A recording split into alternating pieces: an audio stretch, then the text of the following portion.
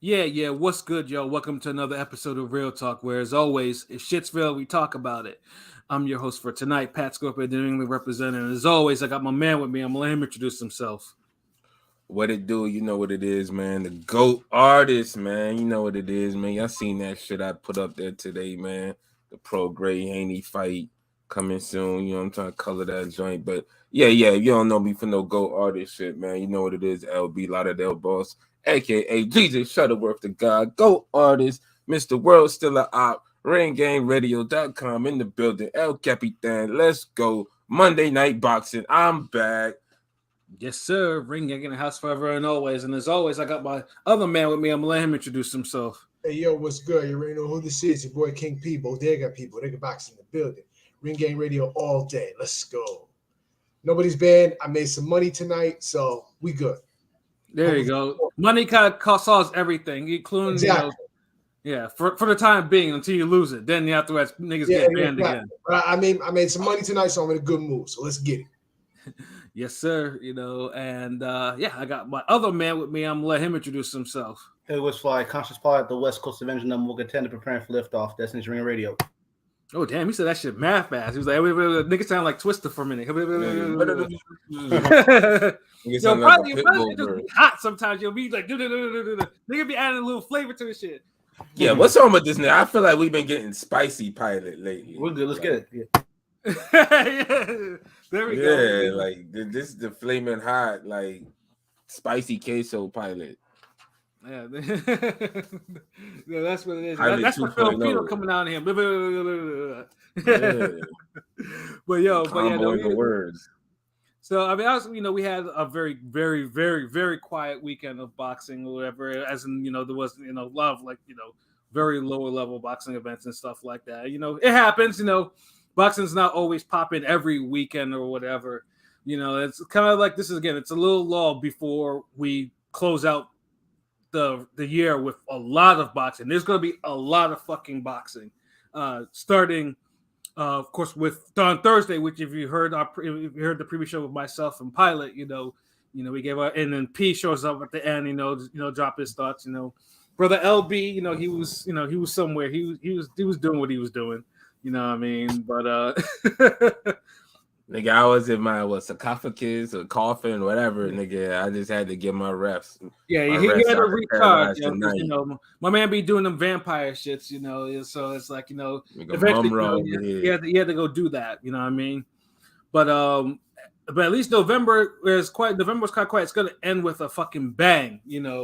And again, as we all know, November to remember. Let's get it. As we all know, after December 16th, Showtime is going to be coming out is going to be not showing boxing again after like 30 something years, which is a crying fucking shame, But they're going out with a bang though, with a monster card for Thanksgiving weekend. The Mexican monster card.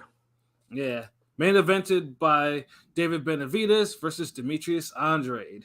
And I honestly, I never thought I would ever see Demetrius Andrade headline a pay-per-view, especially, since he has the history that he has with PBC. It's not the greatest.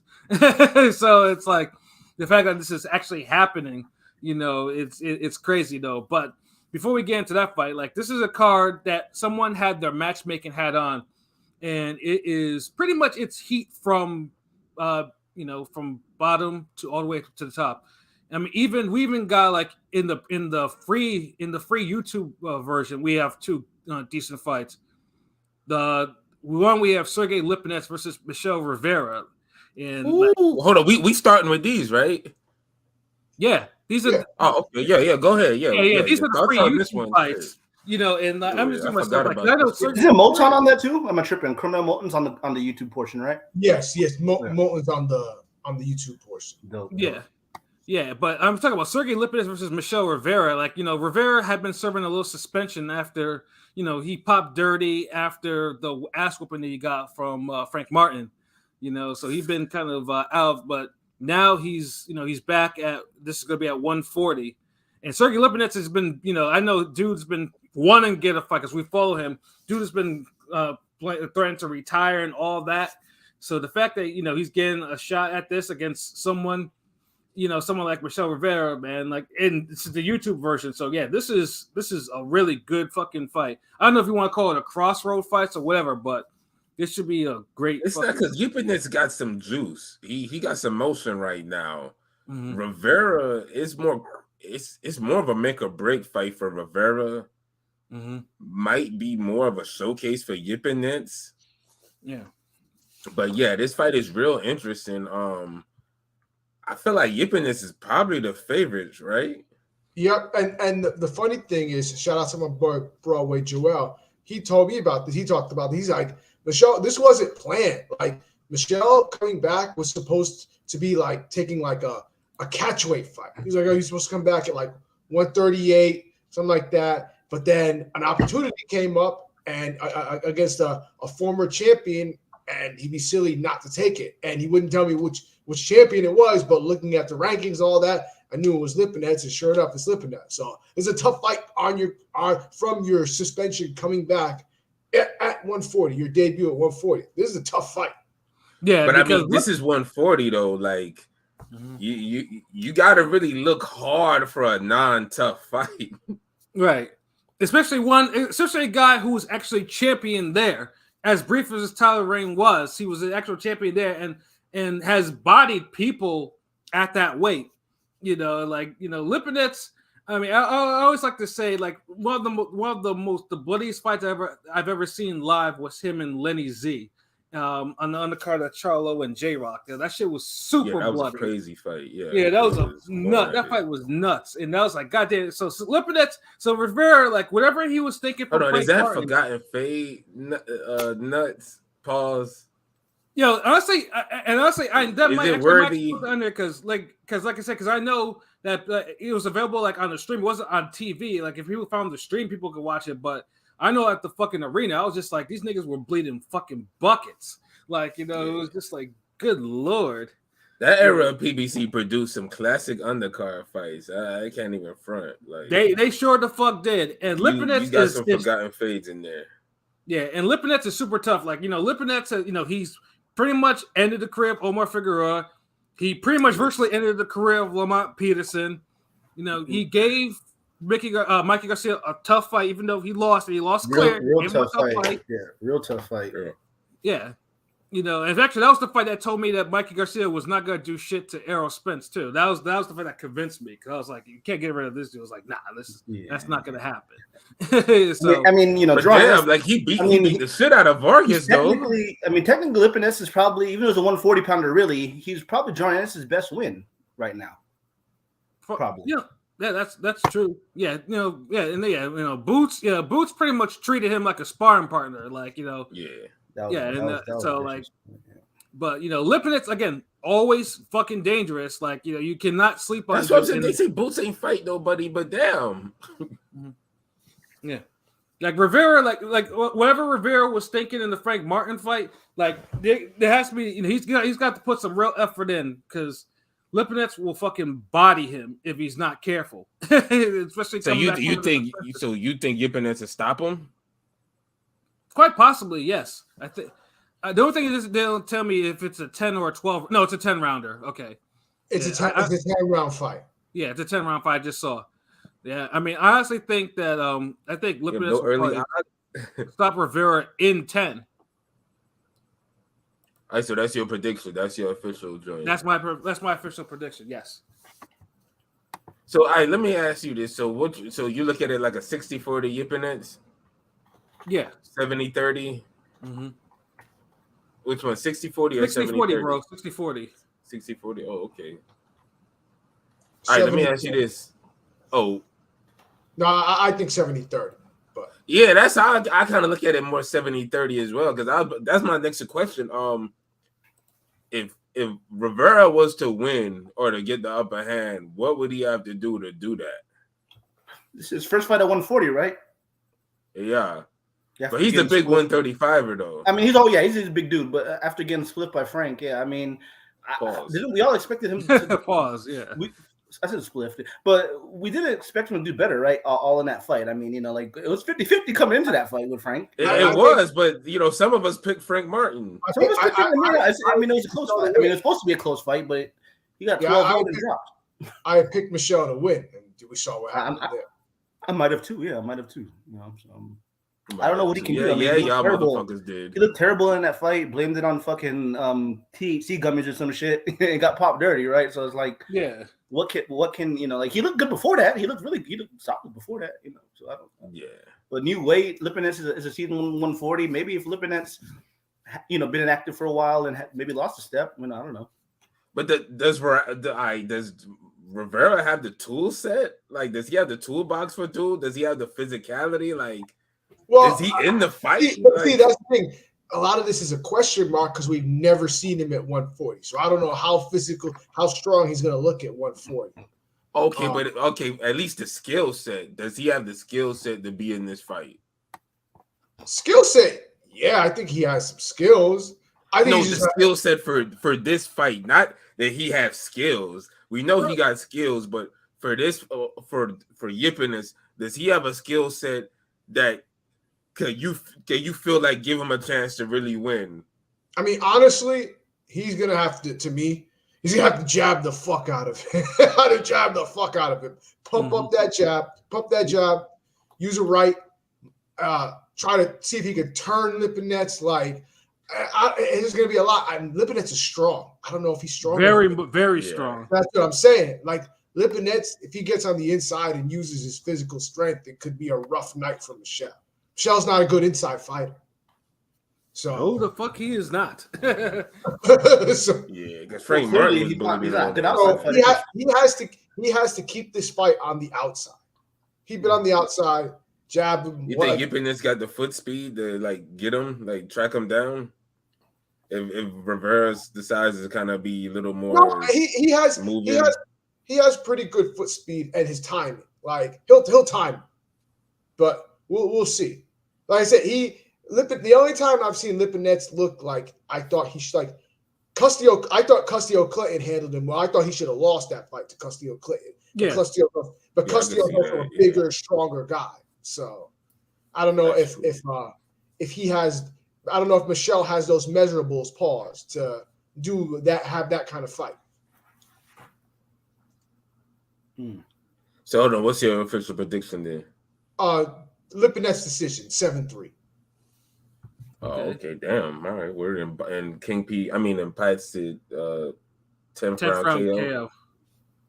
I can see both of those. What's probably Lipinets decision probably. Safe ass nigga. I mean, shit. Fuck it. So I might pick Rivera. Nah, I'll root for Rivera. He's younger and he got. Yeah, but it all depends if Rivera's got to give up the whole Ali thing. Is he actually get himself a fade or get himself some sort of, or start getting Jerry curls or whatever the fuck, instead of trying to be Ali. We gonna see Ali with a Caesar, nigga. You know what I'm saying? That nigga needs to actually give up because I would hate for him to come back, come back with this whole Ali motif or whatever, and Lipinets just beats the shit out of him. Because I'm just like, man, this shit ain't right. You can't have him and Nico Ali lose this year.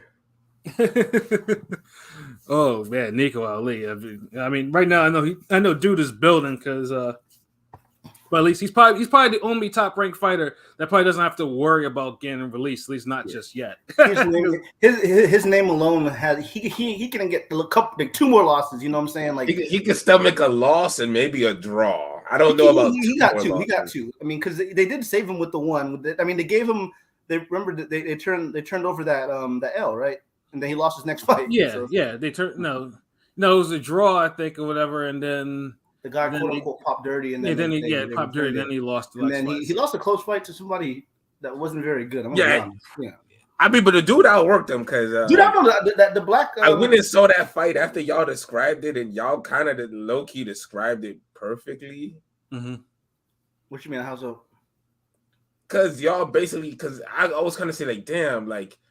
If he outworked him to this point, like, did he kind of beat his ass? And King P was like, yo, if dude was a better puncher or if he punched better, he would have really kind of hurt him more. But as it stands, he was still winging some hard shots on him. And so I kind of get it. Like, yeah, that's why I asked certain type of questions so I could kind of get the realest best answer, and yeah, it really reflected the fight. Y'all got that shit perfectly. Yeah, I mean, But hopefully Ali did lose that shit. I don't think it was no controversy.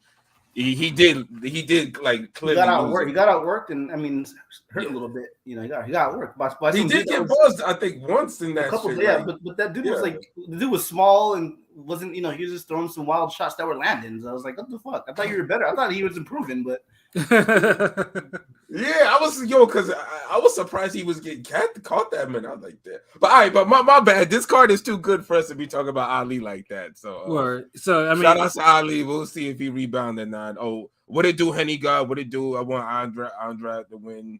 Yeah, same here. Android, what it do? Yeah. Next 6 weeks. Yeah, like I said, starting with this card, like I mean, boxing is pretty much from now into like January. At least there's something. Yo, but these fights gotta end up being fucking good though. I'm tired of these shits being like some bullshit, like one-sided this or anticlimactic. Exactly. Like these names gotta start.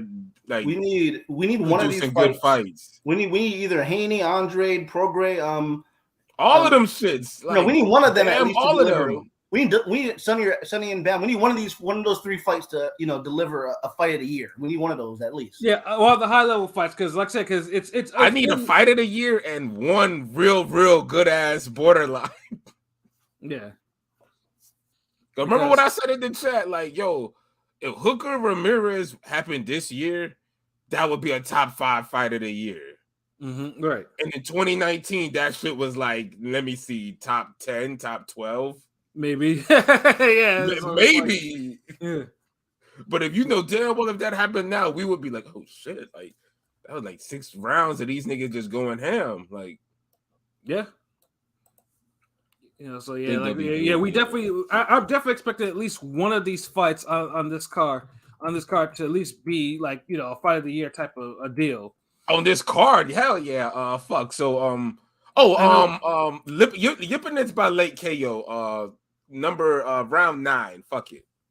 Yeah. So we got 2 KOs and 2 decisions for Lipinets. And I mean, honestly, if Rivera knocks him out, then that dude would have made a statement. Like there would be no better statement to make than coming up to 140. And then also too, I think it's probably be the opener. We have Vito Milnicki, facing Alexis Salazar. So. That will probably be a decent fight for Vito. That's the corner store break right there. That's the Thanksgiving. These are the Thanksgiving pilgrimage fights. Whatever. I'm not even gonna say what I want to say. Yo, let me go and cop a Dutch real quick. What y'all want? Honey Cheetos? What else? That's the beer. That's the beer runner, the wine runner, whatever. That's the apple pie or sweet potato or pumpkin pie. That's the pecan pie, nigga. The Plymouth Rock fight, whatever. Yeah, that's we gonna play a round of dominoes and maybe squeeze in a game of Uno too. Yeah. But at least at least those 2 fights are on the YouTube versions, like I said. So at least those will at least be a good warm up for the main card, and like I said, hell yeah. they're definitely got their matchmaking hat on. So the opener for the pay-per-view card will be none other than Hector Luis Garcia will be defending his junior lightweight belt against Lamont Roach. Last time we saw Garcia, he couldn't see anymore out of one of his eyes or whatever after taking a shot from Tank. Face the boxing. His name was Hector Luis Agar. I can't see ya.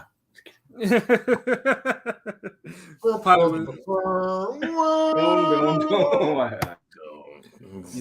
then and so far, and fucking things too is like dude was coming off a really good year, last year, winning the belt and then taking Chris Colbert's 0. Oh shit! You're putting him and Michelle Rivera on the same card. Wow.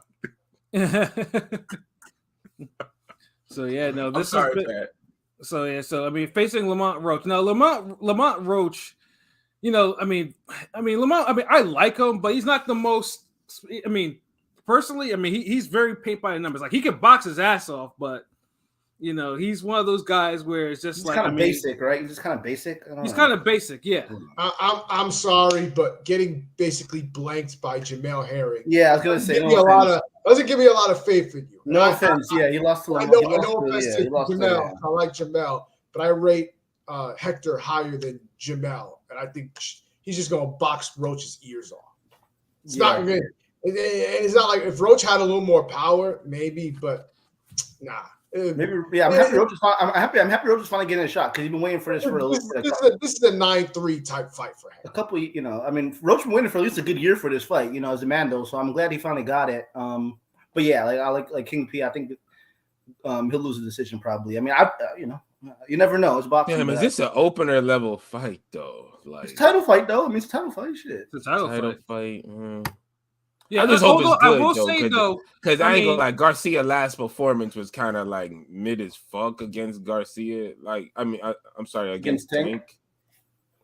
Well, he held his own a little bit in the beginning. He kind of held his own, but he had no match for Tank. Well, yeah. It's easy to hold your own when you're throwing like 13 fucking punches. And there's a reason why, and I talked about this shit because Tank was facing someone he shouldn't have been facing. That's the reason why Garcia Tank should have never happened. At all, period. Nah, that was a decent, good fight, bro. Nah, it shouldn't have happened. Now you just hate Tank. You hate short, light skin. Nigga, I hate this nigga dragging up 130-pounder champion, nigga. He didn't drag him up. The nigga walked up there. Nigga, that shouldn't have happened. Period. Tank had other niggas he could fight at lightweight. There was no reason. He did, and he fought him, and you was mad at that too. You just don't like the name Garcia. No, I just like Hector Garcia. I just don't like. You didn't like Ryan Garcia. You don't like Danny Garcia. What fucking Garcia do you like? Nigga? I actually like Mikey Garcia. So there's actually thing. Nah, really. And he was the better, and he's the best out of the Garcias. He's an actual. You ain't like Mikey Garcia. You ain't want to see the Spence fight. Yeah, no, I did because it was one-sided. What Garcia? What happened? It was one-sided. Okay. Maybe like is a big word for you. It's too strong a word. What Garcia fighter are you indifferent to? About a fight, it's exactly how I fucking say it. It's just it's not supposed to happen. It's terrible. Like, all right. We don't need to bombard this fucking chat with this fucking cast. It's a good pay-per-view card, and we're here talking about fucking Tank and Mexican Chief Wiggums, who isn't even fighting anymore. Like, what are we doing? Stop this. Let's go on. Like, come on. Yeah. We digress. So back to it. So we all picking Garcia to win this shit, then, right? They know. Yes. I'm actually gonna go for Roach. There's like I said, because I mean, I will say this though, because I mean, Roach did, because I still remember the fight he had with Rene Alvarado, and he handled him pretty good. Pause. You know what I'm saying? So it's that is true. Yeah, that's actually a good, entertaining fight. I actually like that fight. So it's I actually think Roach will probably get the decision over him. I'm guessing maybe a 115-113 decision. Well, let me ask you this: is you think Roach is better than Colbert? No. Then there's your answer. Damn. You really think he gonna beat Hector Garcia? I mean, it took me a while to actually get Colbert. I mean, for me to really respect Colbert like that, and like yeah, so. Little y'all remember Colbert on his ass? You remember Colbert on the Netflix documentary back in the days, Little B-Hop? Yeah, Little B-Hop. Yeah. He was supposed to. Oh, probably cut off. Got digitized. Yeah, I mean, like I said, he's not. But I think Colbert, is like mad unfocused because, like I said, like that nigga is like the Black Saunders or something. But I mean, look at Osheki Foster, Tevin Farmer. They took a L or two, early on and got belts at 130. So maybe we have a third one. I'm just saying. But they don't have the hot and cold performances. Well, at least Foster don't. Well, I mean, Foster lost a couple times. I mean, Foster has lost a couple times, so it's like maybe this is Roach's turn, but maybe not. I think. Yeah, I mean, Roach has been solid, has been consistent ever since the Herring fight. So it's not like he's like he hasn't. He's not. He's sucked. Like it's like he's just. But like offensively, he's not that spectacular. I mean, he's consistently average, but yeah. I guess that counts for something. I mean, but it's not he that can give you a much C+ every night. Yeah, I mean, like I said, it's gonna be a close decision. I think it's gonna be like I said, 115, 113 for Roach, and I do think he's gonna pull it out. So what you think he's gonna do? That's gonna like what? He gonna pressure him? He gonna outbox him? Slug it out? Like outbox him probably. I mean, he can outbox him. Yeah, like he could probably. I mean, honestly, he could probably outbox him. To be honest, he can outbox. I mean, Garcia. I mean, that goes to say is not a master boxer. Hector might have more power though. I mean, Hector, thing is, Dude didn't even outbox Herring. But he's been better after that. And Herring can box too. I mean, I'll say this though. Herring's the Herring fight. I mean, it was Herring was probably at peak. Was starting to peak, and Roach was just probably. It was probably might have been just. It was his first fight. He was coming up, and Herring's a former champ. It's not like Herring's like nobody in the sport. No, yeah, I'm not saying I like Herring. I'm not trying Herring did, but it seems like you're harder. What I'm saying is I rate Hector higher than Herring. So if you basically got blanked by Herring, you expect me to give you a shot against Hector? No. Yeah. The laws of average just don't make sense. We'll see. There's a lot of things in boxing that don't make sense. Fury should I know, and niggas is like triangle theories. A lot of things in boxing don't make sense. Yeah, Teofimo lost to Kambosos. I mean, nothing makes sense. Yeah, so it's like like boxing is the theater of the unexpected. Like like common sense sometimes doesn't always work. Even things that are common sense to us, and we're like, what the fuck? It happens. But I mean, I don't think it's that out of order that Roach can outbox Garcia. He can, and just like I think Garcia can outbox him, and Garcia can probably knock him out too. Like it's another 70-30 fight to me. Maybe 60-40 because I don't know where Garcia hard at right now. Even though Herring was outgunned by Stevenson, he still tried. Like Garcia, sure did. Get that whole. He ain't really try like that against Tank, man. Like I ain't really. That fight was just so anticlimactic. Like, damn, both them fucking Garcia fights ended on some like weird. I'm sorry, King P. But they both just ended on some like, oh shit, yeah, the movie's over. Like Netflix ending that shit. Like, but yeah, man. But Hector Garcia by decision, yo. All right. Maybe majority decision. Like maybe a skin of his teeth type of win. Oh, majority. You get super specific. Yeah, I mean I've done it before. Like, but this feel like I can see Roach just having the night of his life, and then I can see Garcia kind of just being more skilled, hanging on there. Mm-hmm. So and Garcia could punch too, and he's aggressive as damn self. So this might be actually a pretty good fight, but I don't know if I would ever make this an opener because I think it could also fall into a silent agreement fight as well. I mean, Roach. You see what I'm saying? Like, so real quick, would you put the Matthias Ergashev fight as an opener instead, and then make that? Fuck yes. I'm not. No, he said yeah. So no, that's a co-main fight. No. If anything, you get the snore fest out the way first, and then opener. Wait, even if but sometimes you want the opener to be a cracking opener. You know what I mean? Yeah, that's true. Like, okay, that might be a Twitter poll in the future. What would you rather have? The dud fight, the boring fight. Yeah, where do you want the dud fight?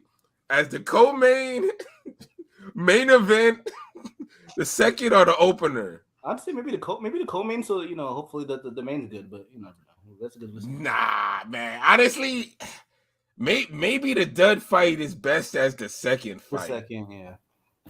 Because you get the fire opener is like, oh shit, like shit. Okay, here we go. Okay, here we go. You done got your beer ready. You drink, nigga. Second fight. Okay, second fight. The itis kick in a little bit. You start letting niggas know, like, these niggas is fighting. Yeah, the card started. I start doing some other shit, whatever. Get toward the end of the second fight, then you're like, oh, okay, damn. Third fight, fourth, the co-main and the main event end up good. I think you'll be happy, right? Yeah, that's fair. That's fair. I mean, the only reason why I think this fight's intriguing is because Lamar Roach is kind of on a win streak, and Hector the last time we saw Hector, he Yeah. he couldn't. No, see it's it. intriguing. Like, nah, dude. I may be over criticizing this. I mean, the fight I'm could be sorry. boring. I mean, It's a it does great sound like it could card. be a boring. Like, It yeah. could be a boring fight. I'm not. Yeah, I see both. Yeah, I could. It got a little potential to be boring, but I think it'll be a solid fight. Yeah, But I yeah, mean, Garcia, on paper, at least, like I majority said, decision. I mean, on paper, it's not a dud, but it's just, but we all know, like, say, styles of clash. It could be a styles clash, but on paper, it's an official fight. Like, it's not. Make no mistake about it. It's not a horseshit ass fight. Yeah. Hold on, who is this? Wait. Tank Garcia.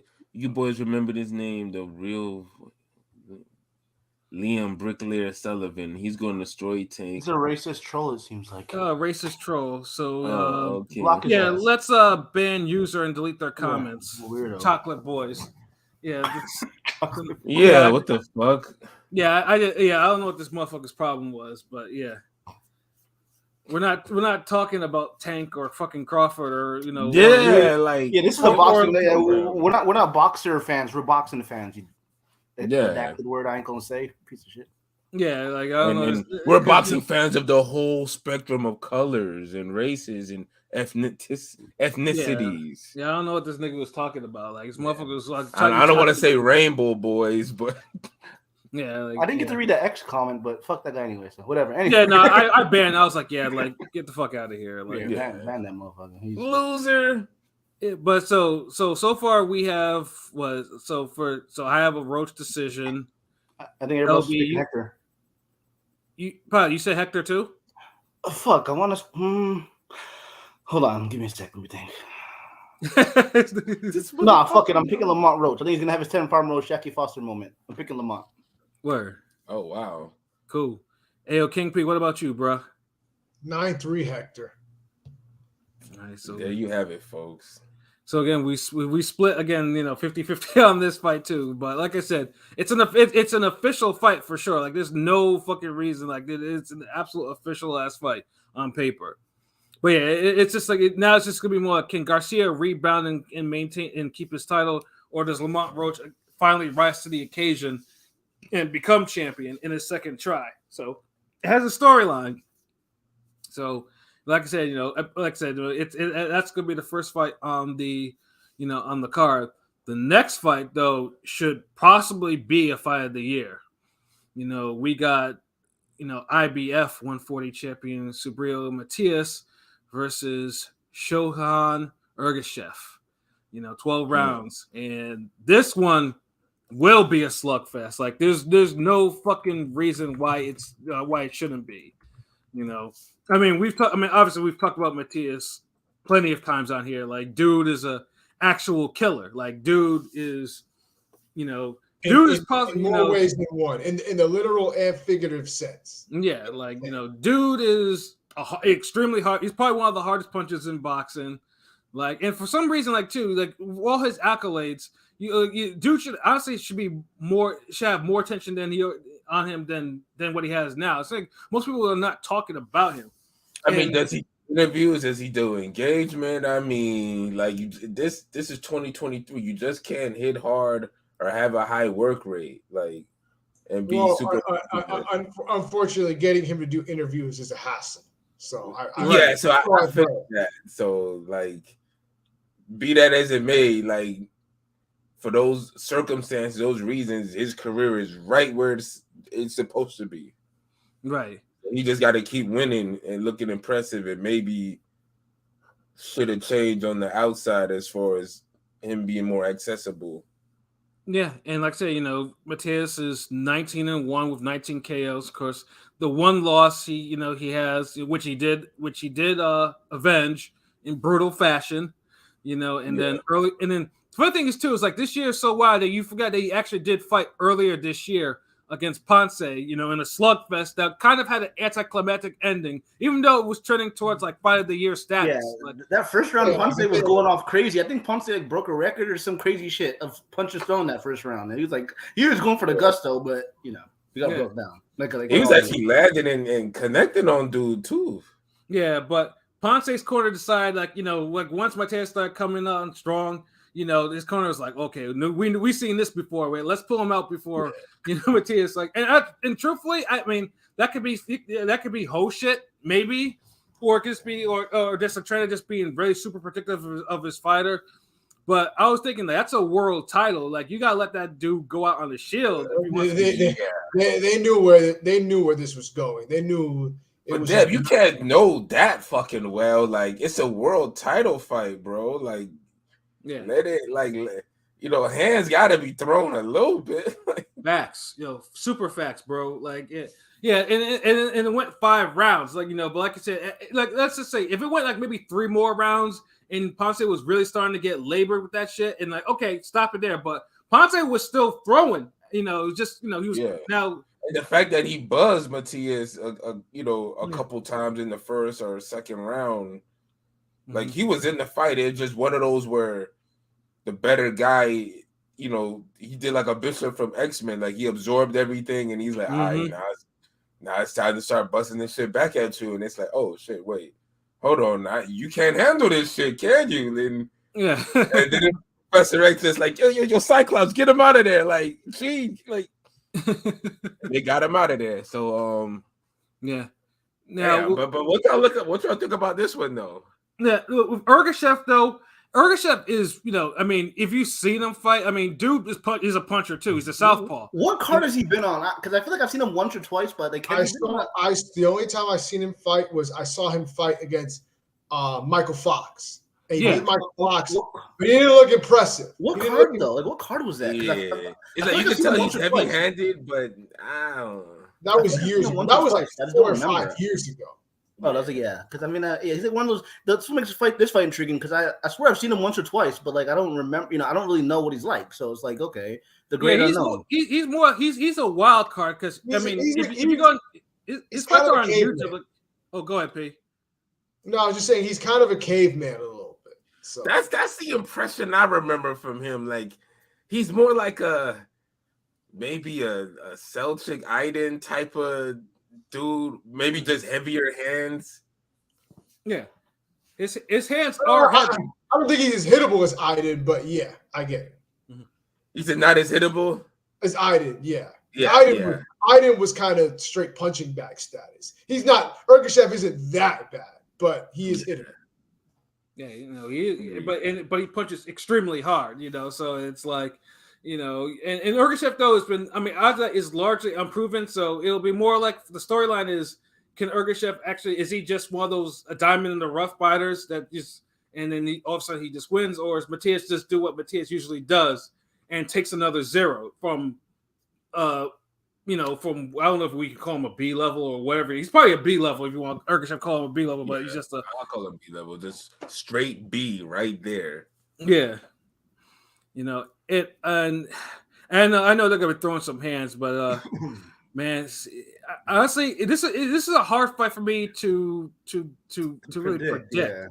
Other than it should end in a knockout. This is not gonna go 12 rounds. Matias is gonna just swarm this dude, bro. Dude is too crude for him. Those Eastern, those Uzbekis guys, like they're either hit or miss, or either a fucking beast or just kind of mid. So it's like there's no in between with them. It feels like. Yeah, probably smart money is. No, my bad. Yeah, smart money is probably. I mean, I'd probably go with Matias probably breaking dude down and probably stopping him by like 7 or something like that. Yeah, that seems like the logical pick. But I can see him again. I can see Matias eventually getting out box or that Puerto Rican getting activated. I don't know if it's gonna be to that, with that fight, but. Matias has been beat before, so it's like and I saw a clip circulating of him. I didn't watch the fight of his first. You got to go through hell to do it. He got rocked bad in that fight against the dude that he ended up taking his. Yeah, Ananyan. Yeah, his head wasn't where it needed to be. Ananyan managed to take his punch and knock him down. Score a knockdown too. But yeah. I mean, Matias can be hit. His last fight showed that. It's just. I don't know if this dude got fast enough hands to be really tagging dude like that. He doesn't. He really he's kind of crude, bro. Like he's kind of slow. He's a caveman. If he does, he's gonna have to rack up some rounds early because after the 5th round, it's gonna be a long or short night. Yeah. So that's why I was like, let me just save money and say Matias gets dude out of there in a back and forth slugfest. Matias 8-round KO. P, what about you? 9th round. Pilot? Matias in 5. Okay, yeah, fine. But yeah, like I said, Oh, this fight should absolutely positively wake up the crowd and everything like that. Because you're not if you're looking for sweet science, you're looking for someone to work a jab and move their heads. Yeah, You're at you're the in the wrong wrong place. motherfucking fight. yeah. Yeah, they're Yeah, the not gonna be first fight moving for that shit other dude. than their hands. Like that's what it is. That's all about. They're gonna throw some hands. It's gonna be violent, and this is the fight where I'm definitely gonna tab this as that's a fight of the year candidate on paper. It should be. Yeah. What But it do, Deontay Jones? Salute. salute Deontay Jones. What's good?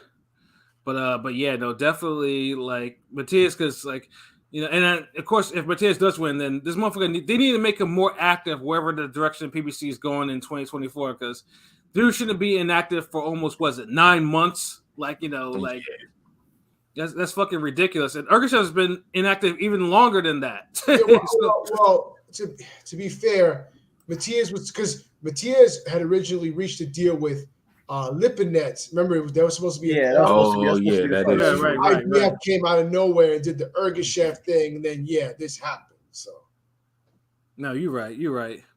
Yeah, but they gotta have a bear because 140 is too deep a division for dude just to be just not to be fighting like that. Like dude needs to be fighting. Like Loki, I'm kind of glad they're getting Shine on this card.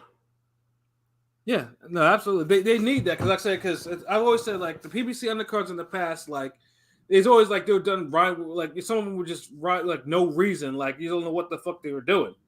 Yeah, but now it's kind of like you're kind of like highlighting certain divisions and key players, and it's more of a forward thinking, progressive move because now you can kind of align future fights better. Yeah, because like I said, 140 is a really hot division right now. So like, this is and like I said, what better way to get attention than winning a slugfest on a pay-per-view like this? Like, so we just hope the Matias career hopefully gets steered in a much more active direction. So now we have the co-main, and the co-main, admittedly, I'm not too crazy about. Especially, yeah, we talked about the co-main before. Yeah, where we have. Man, this is like an ongoing thing with us, like. Where we have one Jamal Charlo coming back after 2 years away, for various injuries and mental health issues and stuff like that. And we talked about this because, dude is the reigning WBC middleweight champion, but hasn't defended it in a couple years. And, he's going to be facing none other than Jose Benavidez Jr., a.k.a. Felix Chavez of Creed 3 fame. Hold on, Jose. Hold on, Jose or Jose? Oh, brother. I seen one fight night video. I think the title was like, I think Maul and something. He's like Jose, and they spelled it like. Yo, these niggas just selling this fight. Yeah, and originally when we talked about this before or argued about it, it was under the assumption that that Maul was actually going to defend his middleweight title, on there, and it was just like and all that, and against like, oh, okay, this is he's got to put a title in 2 years and possibility of maybe upset or whatever. But then in recent week, in the recent week, it turned out it's going to be a non-title fight. It's going to be 10 rounds. It's going to be a catch rate of 163, which Jose Benavidez was not happy about, not to say it in the least. Of course, if you watch the shit with him and Brian Custer, they provided a lot of energy, the energy that you actually want, so opponents actually, to have. Like, they were talking cash shit to each other. Fucking Benavidez, Benavidez was out here, talking about you need to comb your nappy head and shit. Like, motherfucker went racial, like, and that was after, of course, calling him, Maul pussy and all that, so your brother can fight, and and then Maul is making fun of the fact that he got his knee blown off, shit like that, like shit. You can't even walk to your block. You can't even go back to your block. Yeah. Yeah, like they had what we call that aggressive content. Well, would you rather have that than the gentleman? He's a great fighter. I have nothing to say. I mean, maybe we need a balance, but fuck the racial shit, nappy head. Well, I mean, it was cool until Jose talked about get a comb to comb your nappy head. I'm like, geez, bro, like. Did you have to? I mean, you could have just kept it with the mental health shit. You don't have to go there. Motherfucker went all. But see, I don't even mind because, like, if we're being disrespectful, we're gonna fight. Say all the shit you want. If you want to get racial, say that shit. Because at the end of the day, you got to get in that ring and stand on all that shit. So, hey, it promotes the fight. Hey, say whatever the fuck you want. Mario just snapped most of his girls' ass. I mean, that's kind of or ex-wife's that whatever. Yeah. Yeah. Oh yeah, when he was when Shea Mosley had that little Latina model, the Asian broad, I think his Asian ex-wife. Nah, it wasn't the ex-wife. It wasn't Jen. Oh, was it? Oh. Nah. It was Latina. Yeah, it was some exotic class hoe. Yeah, it was. Yeah, Jen's not. Jen been gone. Shit. And you know how big a deal that would have been? Like, oh my goodness, if that would have happened. Yeah, I'm saying because Jen would have probably made a big stink about it. Jen's not an attractive woman at all, not in the least. You know what I'm saying? So it's just so. But yeah, no, they got real disrespectful. And Loki, that's actually selling the fight. And of course, like there's many questions. I mean, most people kind of noticed and have mentioned that that Maul didn't look right during that interview. Like you could tell, people say you could tell he's probably still going through some shit, stuff like that. Yeah. And it's true, and it could be true too. And obviously Jose Benavidez is like I said, it's you get what you get, but he's in a position right now where he could upset the apple cart, depending if certain things with Maul don't go right. Yeah, but a lot of shit gonna have to go fucking wrong. Yeah, and honestly, like I said, if it was like I said, if it was, I mean, I'm disappointed that they didn't keep the whole every fight is a title fight because that would like I said, because I always said like stat cards are everything. Like everyone cards should, if you have a paper, you should at least make it worth your while in terms of putting it as like a stat card, especially someone who hasn't defended the belts in 2 years. But. I guess the WBC is working with him. It's like, okay, we're not gonna force you to fight Adames at all. We'll give you this fight and see how shit goes. So again, has anyone changed their prediction from the last time that we talked about it, or anything specific? I should say, because I think we just, I think it was just more of like, he's gonna win, but LB like. Do we got like a Oh, he hollered at me first? Man. Yes, nigga. You already know what time it is, nigga. Maul gonna beat his ass. It was all on you, the one who kept just you and there was somebody in the fucking chat too. One of you niggas in the chat was on that shit too. Yeah. Because one of you niggas in the chat talking about like, yeah, somebody got like y'all like I'm like put money up on that shit. Like and y'all think Benavidez is gonna win. That was gritty. Yeah. Oh, okay, yeah. Because if all gonna look this bad, then y'all got. I hope y'all putting money on this shit. But yeah, Maul it's 10 rounds, right? Yeah, it's 10 rounds. Man, shit, Maul should have stopped, dude, man. But Jose is tough, and I know he's probably been getting good work from David. This Maul first fight back, maybe not a stoppage. I don't know. Maybe like a 10 zip skunk, like straight up ass whoop. It might be like a Taylor Uma, where the bigger guy just lands a whole bunch of concussive hard shots.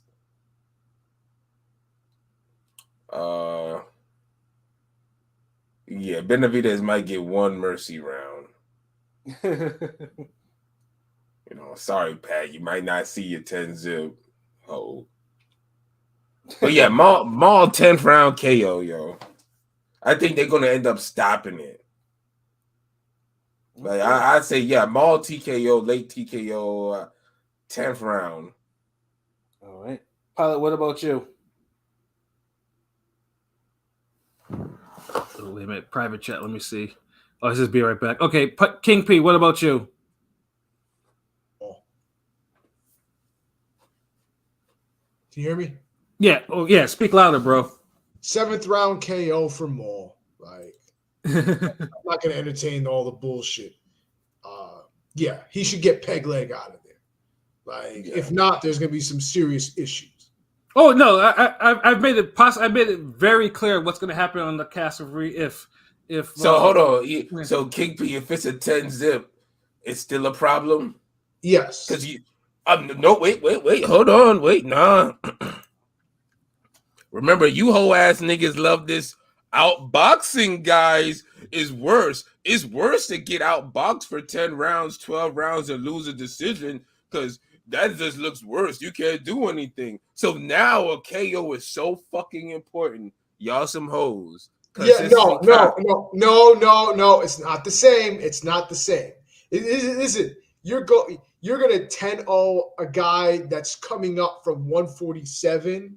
That you're the bigger man, and that guy has looked trash in his last couple of fights, and you can't get him out of there.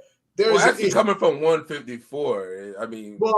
He started off at like 140, and he should not be at 160, and he's looked terrible his last couple of fights, and he should have lost. Okay, so because honestly, I believe that like whenever you got a guy coming up 2 divisions. If he started out at like you should be able to body him, so I look at I hold that to everybody. Yeah, well, I'm just saying 10-0ing an actual middleweight and 10-0ing a blown up welterweight is completely different. Like I agree with Blazing Killer saying if Maul struggles, if Maul needs to get a KO here. I know hold on. In fact, I remember now. Hold up. I had a poll about that. If Jamal does not KO Jose Benavidez, should he retire? That shit got a lot of fucking engagement. Yeah. 103 votes. And guess what? Split right down the middle, 50-50. Yes or no. That's crazy. I think that's a first for ring gang. Wait a minute. 103 is not an even number, bro. One of them has to be slightly more than the other. Oh, hold on. Oh, yeah. No, it legitimately says 50-50. What the? Yeah, that might be a bug. That's not supposed to be. Damn. Yeah, they must be doing so. That's crazy. Like it should because they do it by 0.5. So that's not an even number. Yeah, I just realized that. Yeah, so we don't even know which one. Like one might be slightly more than the other. Like that's not an even number. Excuse me. Oh my god, I don't know what the heck. That's crazy. Man, Maul gonna beat this nigga ass. I mean, if I'm wrong, then I'm fucking wrong. But at this point, I've had some fights I've been wrong real bad about, so it's whatever. And Pilot, what about you, bro? You still the layoff, like Anthony Mazzano said, the layoff does scare me a little bit. But I have faith that there's a weight class for a reason, and Jamal's still got some pedigree in him. So I'm gonna say Jamal's gonna get a knockout in round 8. Okay, in 8. All right. Yeah, and like I said, for me, like I said, because I was the main one that says like I don't think it's gonna be as easy as most people think it is. Just simply because there's just too many factors that are in Maul's favor that are not in his favor, And yes, Benavidez, for as much as everyone called KO, he's only been KO'd by one person, and that's Terrence Crawford. And of course I've made that known plenty of times. Why? Like Crawford could put him away. This is Jermaine Taylor versus Corey fucking Spinks. I mean, like I said, it's one of those things. It's like Benavidez, for all of his shortcomings, he's not an easy guy to KO. Like, wait a minute, hold on. Wait a minute, stop right there. You just said, oh, well, he's not an easy guy to KO. You know what I'm saying? It's tough to KO him, but yet you gave Danny Garcia so much shit for not putting him away, but yet you're like, he's not an easy guy. Yeah, and do you know why? And you see what I'm saying? It's like this nigga never. No, and do you know why? It's always moving the goalposts. Because you motherfuckers downplayed Jose Benavidez, especially you, LB. Especially, I'm pretty sure if we bring up our podcast we did on this nigga in Crawford, I'm pretty sure. What does that got to do with anything? If he's hard to KO, he's hard to KO. Yeah, but so why is so much? Look, we can say Granados is hard to KO. Yeah. And look what Danny Garcia did to him, but you don't give him credit for that. Yeah, because Granados hasn't done always shit. Ready for you, nigga.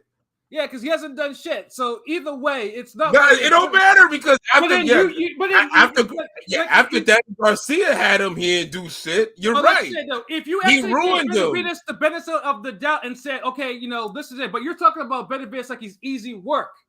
He is. Get the fuck out of here, dude. Look, dude. This is the guy who got one of the biggest gifts from Herrera I've ever seen in my life. Been KO'd. Dude, Benavidez, for some reason, he has all the intangibles. He looks decent, can move around, box, brawl, all of that shit. But he could not put it together against worthy competition. He got the gift of all gifts against Herrera. If Herrera has you on the ropes and beating you up on the ropes for 70% of the fight, you got a gift. Like, I just can't see a guy like that taking a guy who's so physical and so strong, like Jamal Charlo's punches like that. But then also too, Charlo hasn't stopped anybody. Like, hey, that's another thing too. That's true, but he's been fighting quality fighters. No, he has not. Every person he's fought has been better than Benavidez. Benavidez will literally be the worst person Charlo's fought since. I'm not giving no Charlo's. Nigga, really? Like Benavidez is his worst opponent. Nah, I'm not. Charlo's competition at middleweight has been trash. Okay, hold on. Okay, so who at middleweight Benavidez is better than? Or you would pick Benavidez to beat? Because that's what you're saying. Anyone except Derevyanchenko, bro. Like literally, like dude, get out of here. Stop. Nigga, he hasn't nigga, you act like he's actually fought killers. Benavidez is not even better than Brandon Adams. Nigga, Brandon Adams hasn't done anything. Dude, Benavidez is not even better than Dennis Hogan. No, Montiel was supposed to be easy work, and this nigga struggled with that dude. He beat him for 9 rounds. The only person that he lost last 3 rounds. Convincingly. Like, I mean, there's Korobov. Like, struggle. He struggled with Korobov. He should have lost. Brandon Adams. He struggled with, like, Hugo said, we have to go back to 2018. Nah, he didn't struggle with Brandon Adams. Bro. He outboxed Brandon Adams. He beat Brandon Adams. Brandon Adams is tough. Wait, you say he struggled with Brandon Adams? What? Like, that's what I'm saying. It's like niggas just started. Brandon Adams is a good fighter. It's a shame he hasn't fought since the Bohacek. I'm pretty sure we all just because Brandon Adams, like, no one loves that fucking performance. And anything. Like, he struggled with Brandon Adams. Charlo. What up, Anthony? What up, Blazing Killer? Yeah, this nigga hit Brandon Adams with everything, and Brandon Adams didn't go nowhere. Like, I don't know what. The Benavidez ain't better than no fucking Dennis Hogan.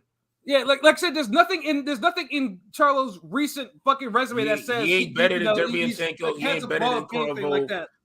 Like, this is Jose Benavidez is par for the course. There's no champions, and he hasn't been a champion. Who the fuck? Wait. Who the fuck has Benavidez ever beat?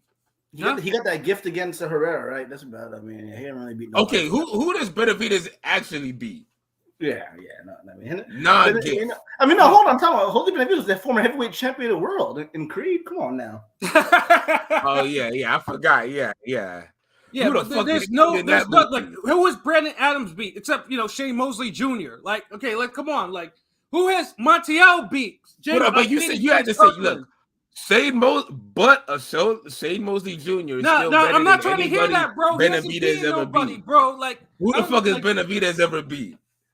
Like nigga, he's literally the worst person Charlo is fighting.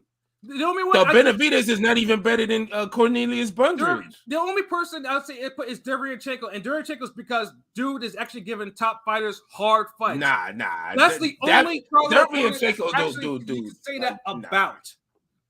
Everyone else, I mean, hell, Benavidez gave fucking Crawford a hard fight, harder than Spence. So it's like, Benavidez ain't really give Crawford a hard fight. He just boxed and stayed there. He gave it hard to fight, nigga. Who can say that they actually went? Just because you go 12 rounds don't mean you gave niggas a hard fight. Yeah, it wasn't like he was he couldn't fucking run. He had one fucking leg. Jeff Lacey gave Calzaghe a hard fight. That was one of the hardest fights Calzaghe ever been in. Yeah. bouncing them fucking slaps off this nigga grill. Get the fuck out of here. Yeah, like I don't you Y'all niggas kill me with this shit. Y'all want to make Crawford's. Y'all want to make Crawford's mid-ass resume a lot better than what it is. Benavidez. Nigga, you trying to make Charlo's resume better than or this? Charlo hasn't beat. Charlo's resume is better than Benavidez' resume. Like that's like a I fact. said, like now, like I said, if Benavidez, dude, there's nobody y'all would pick Benavidez to be that middleweight. I mean, what do you mean nobody? Middleweight is trash, bro. There's nobody. Who has Charlo beat that you would pick Benavidez to beat? Probably fucking Dennis Hogan. Shit. Nigga, like you must be out your goddamn dude, really? mind, You would pick Jose Benavidez to beat Dennis Hogan? All right. Fucking right. Yeah. Stop. All right, y'all playing now. I can't take y'all serious. Story, bro. The same Dennis Hogan that got you must think this nigga that had a bigger robbery than Herrera. Yeah, nigga, you must think Benavidez. It's by finding killers, bro. Like that's your problem. Benavidez, you hold Charlo to a high standard, and I don't even know why. Yo, King P, I'm gonna ask you the same question. Is there anybody that Charlo has beaten that you think Benavidez beats? No. What? What? Okay. Let me ask you this. Wait. No. Let me finish. Apologies. Let me finish. Do you think Benavidez beats Dennis Hogan? Get out of here with these stupid ass fucking questions. What are we talking about? They're not stupid questions because you got a grown ass man who's been watching boxing before you was born. Fucking saying that Benavidez has beat all these niggas. So I'm just trying to make sure. Benavidez I'm talking to another person who knows boxing. Niggas that Charlo is beating anyway. So I don't know. Again, I don't know what. Benavidez is not a 154 guy. He's not beating these 154. 160 guys. Like, what are we doing? Like, this is. That's what I'm saying. This is what I'm talking about. Like Pat really do be hating sometimes. No, it's not hating. It's like you just being that stupid, shit just bro. come off I'm not hating, bro. You just because your takes be like heavily biased, stupid, bro. And I said it before. If Maul goes the distance with Benavidez after you say that this nigga isn't shit, I'm going to talk a lot of shit on the recap because that shit happened. The only Maul could go the distance to me because you niggas talk about it's all about if it's domination in me. Charlo has to body this dude. No, because I'm gonna bring it back to look. Like I said, y'all niggas talk about Benavidez like y'all niggas favored the decision. I'm a knockout nigga over here. And I wouldn't even come at you like this, but you guys are talking about Benavidez. Dude, you on the same podcast said this guy is a hard guy to knock out. And you give Danny Garcia shit. It's like, bro, it's like because Danny Garcia. Why couldn't Danny Garcia do it though? Nigga, Danny Garcia went to more than Danny Garcia went to 160 single mom, bro. Like 154 smoke. Like nigga, that he got to have a job. Yes, okay. He got to cook too. He got to be good with kids. I tell everyone like this. Maul has to, and I said it before the first time. Maul has to KO Benavidez for me to stay silent on the recap about it. If he doesn't, if he struggles, I see him beat this dude ass. Yeah, just like Reggie Killer said, like if Maul struggles, it's a wrap. Like it should be a wrap if he struggles with dude. This is one possible struggle, and I'll just be real. And this is possible. And this is why I said that if it goes to decision, it's cool. Long as Maul just dominates, dude. Like if he gets hit with the ever. What did you pick LB for this fight? What's your prediction? I'll step up. No, KO. KO. So what if let's just say he KOs him, but what if he struggles and like loses most of the rounds? Is that a good thing? That's what I'm saying. Like to me, I'd rather see the domination because look, this is the thing. Maul hasn't really been getting hit in the face with no real fades for maybe 2 years, year and a half, whoever the fuck. Benavidez has been taking real fight punches. It might be a Cotto Sergio Martinez situation. So I just keep that in mind because that's a fight where a guy didn't really spar, wasn't fighting people like that, whatever. And he had injuries, wasn't mental shit, but injuries regardless. He jump in there and Cotto jump on him and start whooping his ass. And it's like, whoa, he can't take that shit. and he's the bigger guy. So, you know, that's the only thing I kind of, if Benavidez is crafty enough where he'll land the occasional good shot and Maul might just take it or be a little unsettled, but still just beat dude ass, that's what I'm really looking for. I hope he KOs him so I ain't got to hear this nigga run his fuck box. Yeah. But if he doesn't and he just beats his dude ass like for 10 rounds, then it'll just be like his other title defenses. It'll just nothing stand out. Just be like his other title defenses. It'll be like whenever a bigger guy can't beat a smaller guy. I mean, beats a smaller guy for 10 rounds and everybody oohs and ahs over it. It'll be like when Spence beat Mikey Garcia. It'll be like when Hopkins beat Pavlik. It'll be like when every other big guy doesn't stop a smaller guy. That's what it'll be. This will be, he started from 140. And I'll just remember all the old school niggas who would never let this happen. You see what Roy Jones did to fucking the Vinny Pansy the Tasmanian nigga. Vinny Pazienza. Yeah. Hit him with fucking 17 uppercuts and knocked him the fuck out. The funny thing too is Roy's actually training Maul for this fight, anyways. Too. Yeah, I hope he does beat this nigga. Roy knows how it is to beat up smaller people. In that case, but Anthony Manzano, I mean that's actually Maul win the fight on one. It's not 7-5. It's a 10-round fight. So I'd say it's probably like maybe if he does, it's probably like maybe a 6-4 if that's what you're fighting because it was 12 round before, but then they kind of changed it. You know, I honestly think Benavidez will give Maul far more trouble. If the title was on the line, I would go with a Benavidez upset. But since it's non-title and shit like that, no, I think Maul will probably get a 6-4 decision over dude. And it'll be why the title gotta change that? Yeah. It's the title making you call an upset. Maul so garbage. Yeah. Benavidez to beat up all these people Maul beat. Yeah, like I say, it'll be a close one. I mean, if it's not gonna be a 10-0, it's gonna be a hard decision, and I'm gonna run my mouth the next podcast about it. This nigga fought. So it's gonna be 96-94, all three judges. Stop him. 96-94, 3 judges. Yeah, I mean, it could be, but my score is gonna be 96-94. Wait, for who? For Jamal or Jose? For Maul? Yeah, it's gonna be a close fight. At least not picking Jose. At least not going off the ledge. At least not going off the ledge and picking Jose to win. Like I said, I would if it was 12 rounds and it was a title round. I actually would because he was off the podcast. Well, let me ask you real quick. Well, before we get off that, do you think, Pat, that more natural talent is Jamal better than Jamel when it comes to pure natural talent and skill, or no? Well, hold on. Alexa, power down. Well, I haven't heard Alexa in a while. Sorry, my Alexa was going off. Well, I was going to ask you, I know because there's somewhat of a debate, somewhat between Jamal and Jamel, who's more talented. Because Jamel obviously wants it more, has accomplished more, but some would say Jamal is more talented. No, Maul is more talented. He's just not. He's not finding to his potential. Like he hasn't fought to his potential since 2017. Fair. Like he's floundered as a middleweight champion. No one likes to say it though, but it's not a popular thing to say. But he hasn't done anything at middleweight. Yeah, we let you say it, nigga. We let you say it all the time. That's why King P and myself don't have to say it. Like I do. He's floundered because he hasn't he's ways he should be pound for pound. His brother is actually just he's done more. Like he wanted it more until the Canelo fight. Then he didn't want shit no more. So it's like I kind of knew I had it in the back of my head.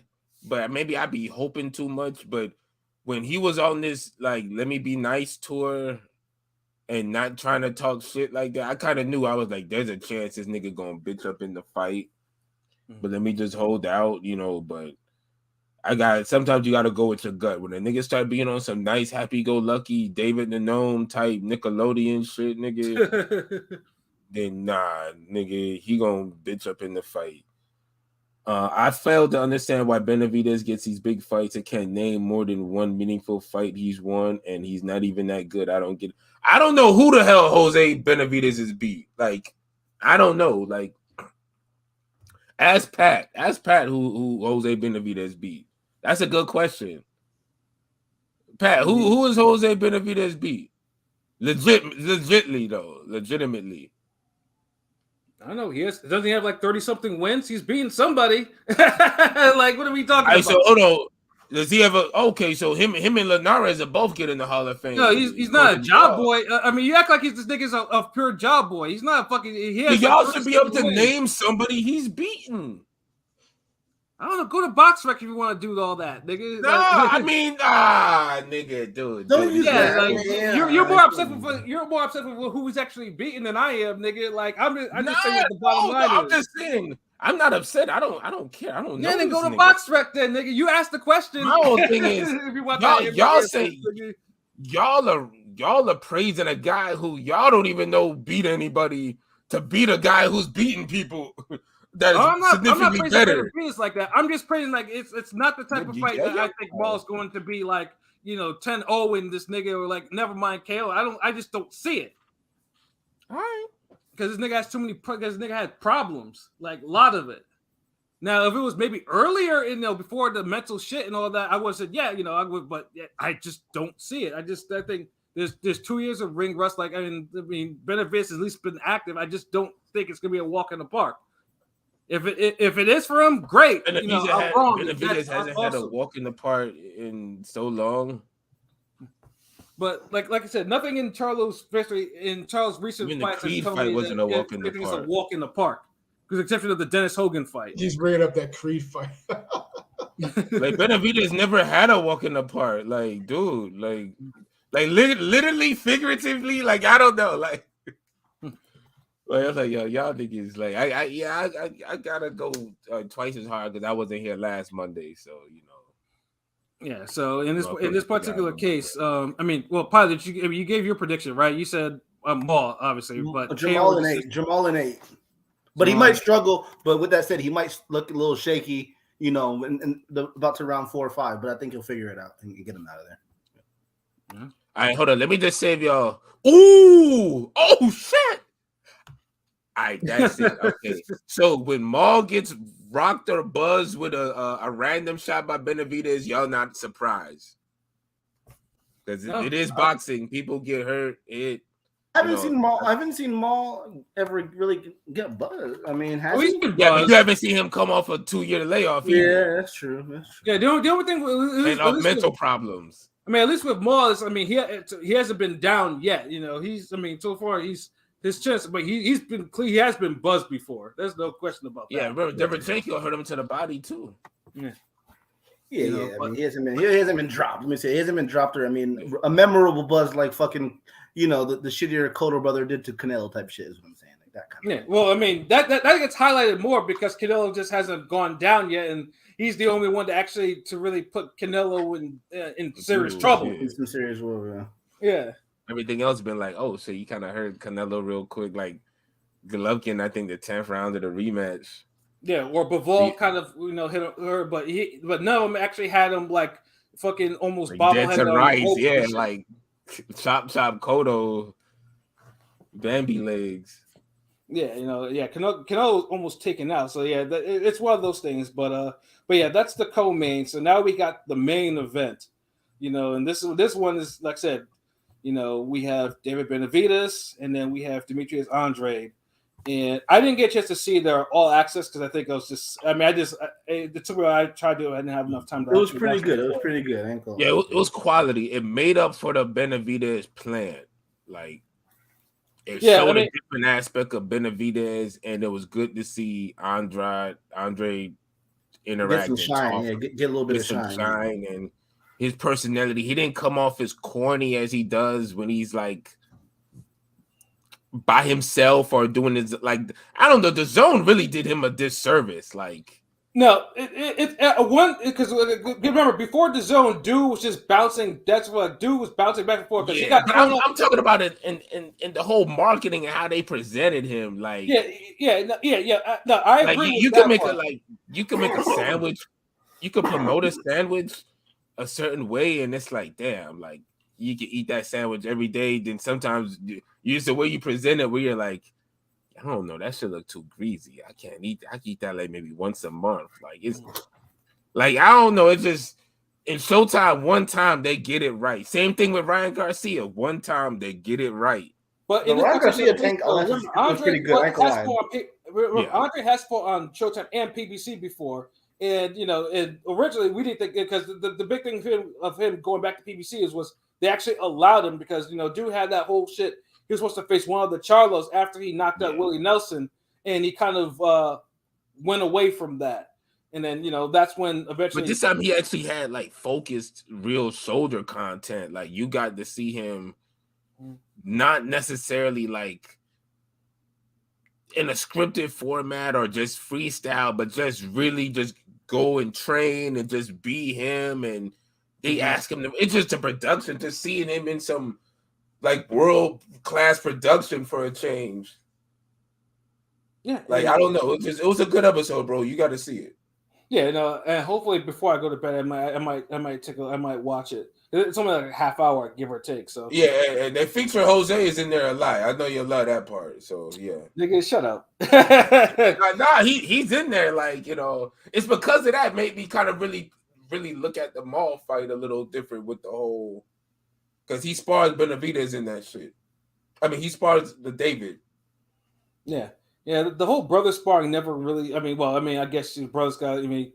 Brothers. Nah, they look like they into it. Nah, not every brother is different. I mean, not every brother's the same. Like, yeah, not everyone is like the Norris brothers who used to tear each other up in sparring. That's a whole different story. Them niggas look like they really like Benavidez, his brother. I could see them really going at it.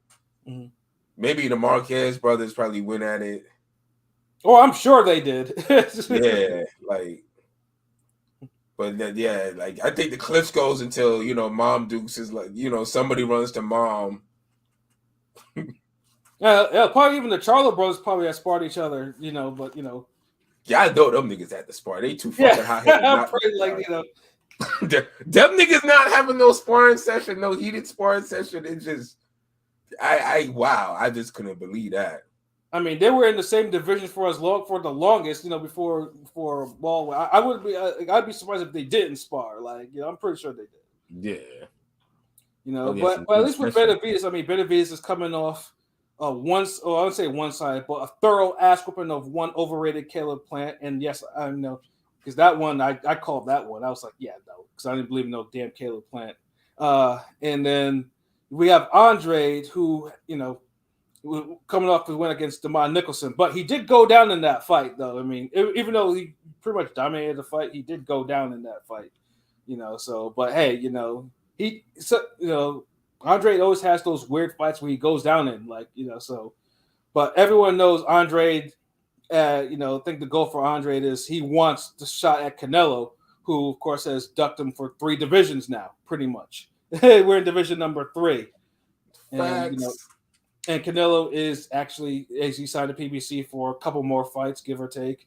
And, this is one of those fights where pretty much if Andrade beats Benavidez, then Canelo can't really hide anymore.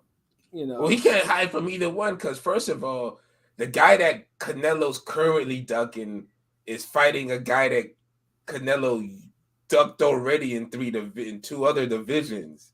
Right. So, like, I don't know. That's like the Ducker verse, like I don't know, what do you call that? Like the multi-divisional ducking, like from different eras and years, and most people think that he should be fighting Bivol again, but that's not. I mean, no, that's not. It's like look, Bivol and Better Beef need to fight. Like that's the pressure fight. That's the fight niggas need to be making at 175. Like these niggas been champion too long.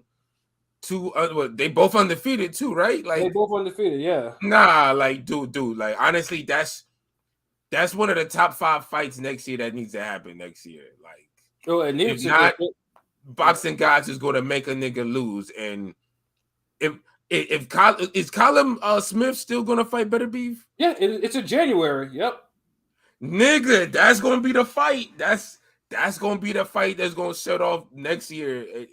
Cause that's gonna be one. That's gonna be a fucking a hard fight for Better Beef. That's gonna be crazy.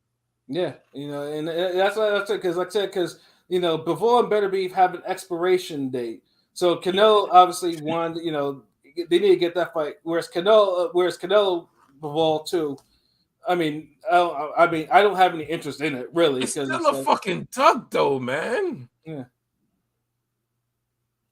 But it's even more of a duck that he hasn't fought Andrade and he hasn't fought Benavidez. Like they've both been, it's like pretty soon you're gonna have to say Morella duck. Yeah.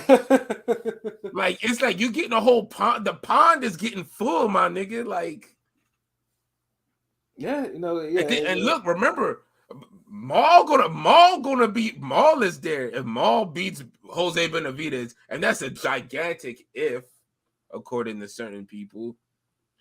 Maul gonna be saying he's being ducked, and you know what? He would be right. Mm-hmm.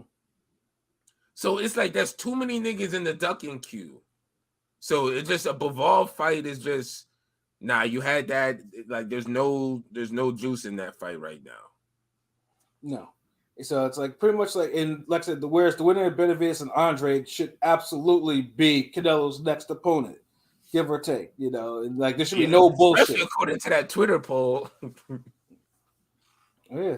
Yeah, we did go to Twitter poll, didn't we? Yeah, may as well just get into it now because we're talking about the I got it right here. It's if Canelo doesn't fight the winner of Andrade Benavidez next year, would it be considered a duck?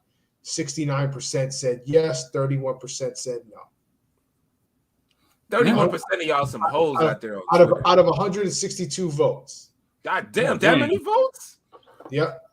That engagement. Oh, wow. Yeah.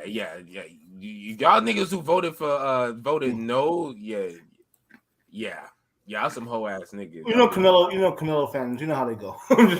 Y'all some diehard fans. Like, I'm a Canelo fan on this panel, supposedly. I voted yes, it's a duck. You know what I'm saying? See what I'm saying? Like, why y'all can't be like this nigga? Like, damn. But this fight though, it's like this is a good fight because at least Benavidez for one is gonna fight someone who really moves, like who's awkward, who's technically sound, who moves a whole lot.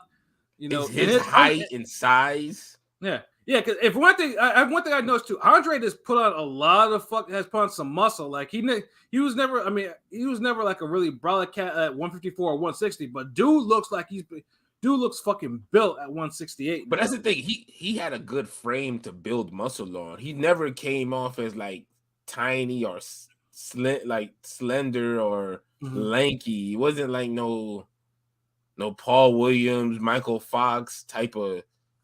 It looked like something like okay, like he could move up type of shit if he do it the right way. Mm-hmm. Yeah, like dude looks like, and of course he cut his hair, like as somebody who's seen him in person, I was surprised at how big he is in person. Like, he's not a small dude. Nah, definitely. Yeah. So it's like and then Benavidez, obviously Benavidez, when he doesn't, when he's. He's damn near the size of a heavyweight. So the fact that he actually still boils down to super middleweight it's still fucking crazy to me. Like, dude should be at light heavyweight now, but I get it. No, he's trying to get the Canelo fight before he probably moves up. And again, Benavidez, pressure, volume punching, a lot of power behind the shots too. Footwork is not the strongest, but it's effective for what he does. Like I say, Caleb Plant, at least just off, moving around, was able to at least win some of the early rounds before he got tired. So it's, he can get frustrated. He can get frustrated off that though. But it's just because now, of course, both guys have their zeros and everything like that. So it's like a lot. There's some high stakes, especially for Andrade, because this is the Canelo sweepstakes. Like, I don't know, a quick breakdown for me, really. Like, it's like. I feel like Andrade has a higher pedigree than Plant and is a better boxer than Plant. Like me and LB say, he's like an upgraded version, just a little more tools in the toolbox than Plant. But this is, and he was bid for 154, but this is his third weight division. You know what I'm saying? And also Benavidez seems like he can go 12 rounds, whereas Andrade, I don't know if Andrade quote unquote coasts, after he gets knocked down and just goes to a decision. I don't know what his gas tank is like against a big ass dude that could be a cruiserweight eventually, you know what I'm saying, that has a limited stamina. So that's what makes the fight intriguing for sure. I will say, Andrade has never shown a tendency to really gas out like that. He doesn't gas, but he kind of takes a step back. He does coast. He does coast. He coasts. But usually when he coasts, he already beat you for like 8 rounds. Yeah, And he has like a knockdown, a 10-8 round too. Basically, The only time, if you want to see a fight where you got to go back in Andrade's career if you want to see him not coast. Go to the Willie Nelson fight. Yeah. If you want to see him if you want to see his best performance, just go to the Willie Nelson fight. If you want to see Andrade in a good competitive fight where he doesn't coast and the fight is close toward at the end, but Andrade won. Look at the Jack Culke fight. Yeah, that one, yeah. That was a low key good fight, yeah. That's actually a good entertaining fight too. Like Andrade won, but and I think Culke technically is the only. Has Culke been a champ? Because I know the big thing is Andre's never been a champ, never beaten a champ before. Culke held one of he held one of them secondary belts. Okay. Yeah. So, but yeah, it's crazy because people say, oh, Andre's been ducked and everything, which I can see, but a fact, a stone cold hard fact is he's never stepped in the ring with an actual champion. So it just kind of makes things like Yeah, he's 35. I'm just saying because I think the Culke fight was for a title, but I don't think Culke had it. Yeah, like it's that fight, but it's like Andre because he hurt Andre late actually in that fight. Yeah, like Culke gives a lot of people trouble. Gives more people trouble than people expect. Like he's like he's what you have to be careful of. Yeah, he gave. Yeah, he has an awkward type of. He'll throw these looping punches on the inside mid range that he kind of just clips you with for some reason. They get you out of your peripheral, but. That's right. Like he did because he did that shit with Derevyanchenko too. Yeah, Derevyanchenko almost lost the fight because of that. Like Culke's one of those guys. Like if you talk about him 10 years from now, it just you would have to be there. It's like certain boxers, they're not gonna. Because look, who the fuck is mention this guy's name like that? First of all, yeah, exactly. Like the one guy that gave Munguia a hard fight a couple fights ago. What's his name? Nobody expected that until he got stopped. What's that fucking dude's name that Munguia fought? That fucking nobody thought he had a chance, but he was beating his ass. Oh, the one that I was calling Jobber Kelly. Yeah, Kelly. Kilrain, right? Kilrain. Yeah. I didn't put respect on his name after that because I was. Like, because he had heart, and he actually was. But half of Munguia's resume is full of niggas that put hands on him that shouldn't have put hands on him. Yeah, that's fair. Well, that one I had to apologize for because dude was actually really putting hands on him. Just got caught. I think he was winning that shit. But let's say it's a trick. Let's say because with Andre, most people have just missed Andre's career because of of his circumstance, because of the shit that he's done in his past, but. I think now at this point, Andre is 35. I think he's matured he's at the level where he's matured. He's probably more focused than he's ever been because even I'm sure Andre knows this is probably his last chance. And he still feel like he in his prime too. Like his body ain't been destroyed by longevity of hard fights and hard training. Yeah, and he's probably he's one of the rare ones of that too, because usually someone who's going up 3 divisions. So at least his hardest fight is probably the Martirosyan fight. That's probably his hardest fight. Now they say, did y'all think he got knocked down? Because that was his first fight at 168, Damon Nicholson. Do y'all think he got knocked down in that fight? I think it was more of a shove. I don't know. No, he got knocked down. I thought he got knocked down. They didn't call it. But he got knocked down before by that tall ass. Was it Mekhi Fox's brother? Or no, it was Vane's. Vaughn's. Vaughn's got knocked him down. Alontas Fox knocked him down. And then Mbili, recently got that fucking Damon Nicholson out there like quick, beat his ass bad. And, Andrade kind of, he won he won a really good decision. Yeah, and that's the thing with Andrade. Andrade, because he coasts, like he stays in first gear a whole lot. Like that's the story. Like, he's capable of knocking people out. But he has to have a certain level of motivation. He needs to have his career. This is a career-defining performance if he can win this fight for him. He's 35. I think Nichols is tough though. Like Nichols knows how to survive, but he got beat up bad by Mbili, dog. Like I watched that fight recently. He got fucking beat up for 3 rounds and knocked out. Like it wasn't even close. You know what I'm saying? So because Andre's pace, where Andre to kind of give it to you, pause like early, like the first 4 rounds, and then he kind of gets another little hurrah, and then once he gets over the 6th round, going into the 7th, you get a certain level of work rate from him. Yeah, certain temperament. Yeah. But you see how quick he got Jason Quigley out of there. Yeah, he got. I was there for that one. Yeah, like he didn't even like he was like, oh, look, this motherfucker's not on my level, and let me just get him out here. Like, Quigley was, and he's fighting guys that are kind of durable too, like Yeah.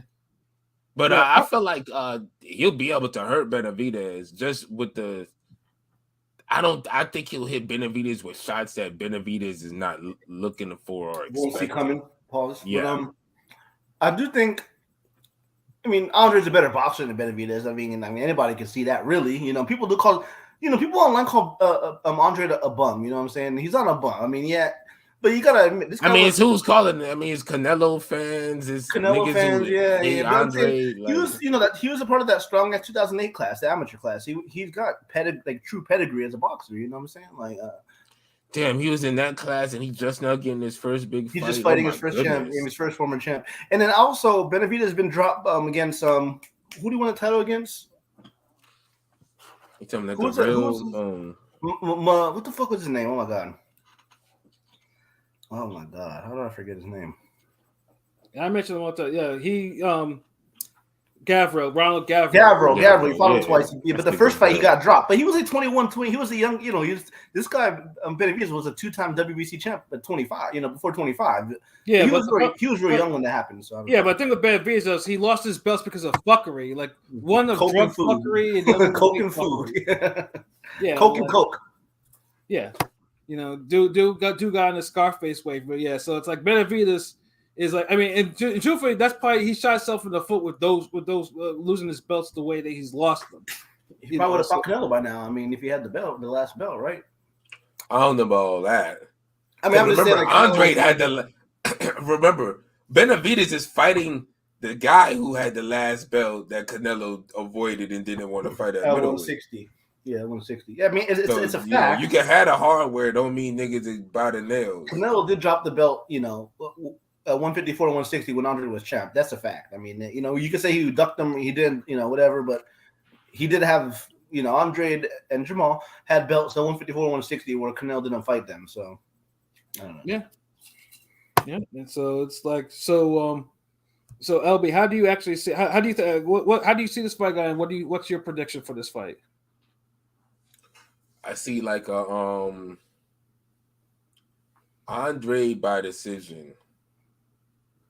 I think we're gonna get it's really gonna be a 9 rounds to 3 type of fight, but they'll score it like a 116, 112.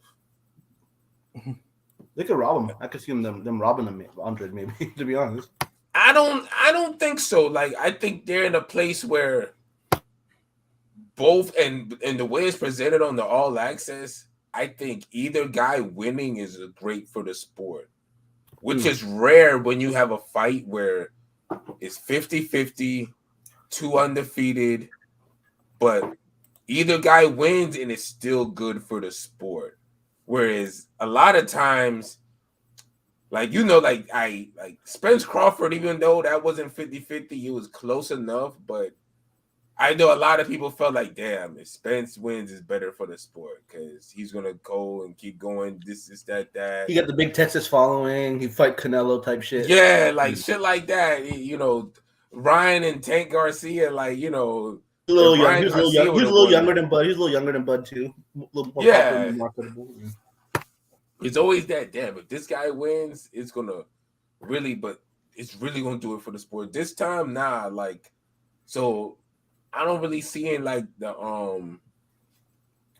Benavidez has the bigger, more recent buzz name, the momentum, but neither guy coming off a big layoff or anything. But yeah, I think Andrade is going to box aggressively or box assertively. Like, he needs to average 45, 50, 60 punches around, pump the jab, move, step around Benavidez, launch some overhand lefts. He needs to have his Crawford and Spence performance, kind of. I mean, he needs to have his performance of his career. He needs this is the fight of his career. He needs to have the performance of his career. He really needs to box, not get it sloppy. But he really need to command and tear dude apart in the middle of the ring. No, not hit the ropes. just be tight. Just be just be on his game, and I think he could do it. I really feel like he could win a decision. I know he might have the power to shock Benavidez and drop him. That'll help. Yeah, big time. I would literally try to go for a knockdown or run him into something, but do his early KO shit. Yeah, exactly. Knockdown shit, really KD shit. I mean, is there a knockdown shit? Yeah. The thing is with Benavidez, he's a guy. He's hard to run into shots. I feel like you're better off hitting him at the end of punches. Because he's not like a guy who's overly aggressive. Like, he gets to you with his hands. Like, he's more of he's dangerous in his wheelhouse. He's not like a guy like a Maidana or like a Mike Tyson or a two or somebody who's going to come at you and be open to a point where you're like, okay, I could, or like a Pacquiao, somebody who's going to be at you, Kirkland, niggas like that. Like, Benavidez is more methodical, high guard, rain punches down on you type, but it's hard to run a guy like that into something. Pause. I mean, his low knockdown was because he ran into a jab from Gavril that put him down on his ass. Yeah, and how rare is that? Like, like Benavidez doesn't really run. It's like, you know what? That's a good point. If Andre could make Benavidez do something uncharacteristic, run into jabs, make him do some shit like that, and he got the fight. But Andre by decision, 116, 112 twice, with a 115, 113 once. Word. Hey, King P, what about you? I'm thinking the same thing. I'm thinking Andre decision. It's going to be a close one. I think this is going to be the fight of Andre's life. Like, he's going to put it all together. I think, like I said, Benavidez's kryptonite has always been the feet. He has pretty fast hands when you're not moving, and he can hit you with them damn 14 punch combos when you're not moving. But against the guy that can move with footwork, that can go in and can use that against him, because Benavidez has to be completely planted. And I always say, he looks like he's punching in quicksand. And Andre's the right guy to take advantage of that. And unlike Plant, he can actually punch. So he's going to hit him with some hard shots. And I don't think he's going to knock him down, but I think he's going to give Benavidez a lot to think about. Maybe an early knockdown, because Andre holds his power early and then later just kind of coast a bit. But I don't think he's going to coast. And that overhand is going to be there for Andre all night.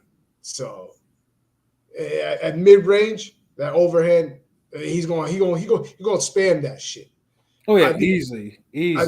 I think Benavidez will have the better success when he's in close quarters on the inside, but I don't think Andre is going to let him on the inside as much all night. He's going to try to keep it mid-range outside when need to be, and I think he'll do just enough to get the decision. 115. Andre could also fight on the inside too, though. He's not going to just clinch and just hug and hang on for dear life like Plant did. Oh yeah, no, absolutely he won't. But I'm just saying that that's not his specialty. He'll do it. Yeah, definitely agree. Yeah. Do y'all think Benavidez's stamina will come into play for a positive for him, or y'all just don't think that this the talent of Andre will he eat enough hard jabs to the body, that shit's gonna come into play. Yeah. So, but yeah, I think it's gonna be 115, 113 Andre, and they'll run it back because Benavidez has a rematch clause.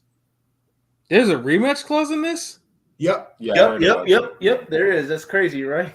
The A side on a pay-per-view is not surprising. Whatever. It's like I don't mind it if it happens in the beginning of the year, whatever, or first half. It's two undefeated fighters in their biggest fight of their career. It's a true 50-50 fight. Like, this really is a 50-50 fight. Like, when you think about it, like, it is. It truly has that 50-50. It's not like a Spence Crawford 50-50 where it's like, it's 50-50, but one nigga's clearly more skilled, more like, And then the other, and one guy clearly has more damage, wear and tear. Like both of these guys are like kind of fresh. You can't say the whole, oh yeah, this one nigga been in wars. This one nigga's older, that's it. Right. But it's a reserved old nigga-ness. So making up words. I mean, it worked though. I mean, damn. So then we got 2 decisions on here. So pilot, what it do? Shit, I gotta add another one to that. Like, again, like I wonder. I question Andrade's gas tank a little bit because I just don't know what it's like, you know, for him against a big ass dude that could be a cruiserweight. You know, like Benavidez is a big dude. Y'all saw those pictures of him when when training camp started. He was looking big as fuck. Pause. You know what I mean? But I think the pedigree of Andrade, the awkwardness will be a little much. The experience. I mean, I know he hasn't fought a champion before, but I think the experience. He has that left that breaks through the guard. And I mean, Benavidez is a big dude. He's strong. He don't got no KO power like that. I don't even slump him. So I think Andrade will win a decision, a comfy decision that will be a little close on the cards. You know what I'm saying? Like we'll see 115, 113 across the board type of thing, but Andrade will get the nod. I mean, I honestly think. I'm pretty sure Andre has probably looked at that Benavidez, a plant fight, and was like, "Yeah, I can do what Plant did for like the first 3 or 4 rounds. I can do that shit for 12 rounds." I honestly think that he's gonna keep Benavidez on his toes. Like as you mentioned before, Benavidez has to plant his feet in order to really throw the type of power that he has. He's gonna keep turning them. Yeah, keep doing pretty much you turn them, pivot. And Benavidez gets frustrated. Like, I mean, like I said, before Benavidez beat down Plant, like Benavidez was like, you can tell he was like visibly frustrated at what was going on. And Plant just piloted, and Plant was just scoring. It's not like Plant was like putting any type of lasting punishment in his shots. Like, right. Plant's not the type of puncher like that. He just scores. Unless you run into something, Plant ain't really hurting you like that. Right. And I think Andre will hurt Benavidez. I think Andre will surprise the fuck out of Benavidez with his power, especially. And I just see that it's gonna be like wash, rinse, repeat. You know, I honestly think that Andre will just outbox him. Like he'll stay out of his wheelhouse and just out. Just stay on the just play the role as the outfighter. And like I said, well, as long as Andre stays off the ropes, because he does that a lot for whatever fucking reason, he'll stay on the ropes. Like when it gets later fight, he'll be on the ropes before he starts moving. As long as he stays off the ropes and stays off his wheels, like I honestly think he can just, and he can just outbox him, just stick, move, pivot, turn him, all that for 12 rounds. He can do that. But I do think, with Andre though, I do think that I actually do see he might get like flash knockdown because, like I said, Andre does get flash knockdown, and Benavidez can, he has enough power where he can actually drop him. I actually do think Andre will go down at least like once in this fight. Not really get hurt though, but he'll get up. He'll go down. And then both niggas could get knocked down in this fight, but one dude, if he get knocked down, it's going to really hurt his chance at winning. Yeah. It is. Like I said, Benavidez could drop Andre. I mean, Benavidez could get dropped, and he could still get a draw or some shit or a split the victory. Right. Exactly, but I mean, I think Andre gets dropped. He has to score 2 knockdowns and win 9 rounds. Facts. He will need a knock. Yeah, he might need a knockdown to secure the victory. Because again, I can see him really clearly winning and getting robbed. I can see that for sure. And I'm not trying to say, to predict the robbery, but I could see that happening because the Mexican monster and Benavidez has got more upside. Like to your point, LB, about you saying how the winner. I think PBC and them would want Benavidez to win definitely. But yeah, I don't think it's a big definite, but they would prefer Benavidez because he got a little more juice. But I don't think niggas would be younger. Like he's younger. I don't think niggas would be like, oh god damn it, Andre won. Fuck. yeah, that's true. But all I'm saying, it ain't gonna be a Rigondeaux Daenerys situation. God, I hope not. Shit, there's no way, unless the fight is like god awful boring, which I doubt. Because then we'll be mad at both. Because they'll be like, well, Benavidez, you know better, bro. Yeah, You're the monster. You're the Mexican monster. You got to terrorize niggas. Yeah, but I mean, I do think Andre's going to win this fight. Probably like a 116-111 type of decision. Ooh, 111. Oh, so you're counting that knockdown? I am. And like I said, like I said, I think there's more incentive for Andre to win than Benavidez, because Andre loses and it's going to be like, obviously there's no Canelo fight, there's nothing like he's gonna because he's gonna he's gonna have to rebuild, and at 35 that's gonna be hard for him to actually do. Yeah. So the only way Andre could lose and it won't look bad if it's a fight of the year. Exactly. And one thing Andre is not known for is those. Like he does not have any fight that you consider even. He's had good fights, but I don't think he's had nothing close to fighting. Colque is the only fight where you could give him where it was like overall an action type of fight, right? Because it's not like he skunked the nigga. Like Colque did get some rounds. Yeah, and I'm just looking at the odds now for this fight. Andre, of course, is just on the money line. He's a plus 290 underdog. Benavidez is a minus 430. And then we got the method of victory, where Benavidez by decision is plus 144. Benavidez by KO is plus 168. Draws plus 1280. Andre points decision is plus 470. And Andre KO TKO is plus 880. So, yeah. If Andre just shocks Benavidez, like a KO from Andre, it ain't out of this world. I was thinking about predicting that, but that's a little too big for my bridges. I ain't gonna lie. The thing is, the reason why I can't go with a full Andre KO is because it might be a Luke Keeler situation again, where he beats a guy's ass real bad first couple rounds. And you're like, God damn, okay, get him out of there. And it's like he can't get him out of there. And he coasts. Yeah. He may want to try to get him out of there because again, I got a bad feeling. But you should want to get out Luke Keeler when you got fucking an arena full of Jake Paul fans, and this is your moment. You know what I mean? And Super Bowl weekend, shit. Stars is out. Shit, that getting a KO there might be more important than a KO on pay-per-view. Facts. But it's like everybody's Andre decision. Then I mean, I like I said, I mean, and I hope to, because Andre will probably go off about Canelo on the mic and everything like that. Or actually, both of them will probably both will. That's what makes this fight good. Like I said, like it's all really depends on how they win. You don't want no controversy. If Benavidez wins, it needs to be clear. It needs to be a good, like, okay, yeah, he got that. If Andre wins, it needs to be a good, because then we know the damn all the rematch or whatever, or the post-fight interview is going to be classic. Niggas is going to go in, niggas going to shit on Canelo, which we all need to hear.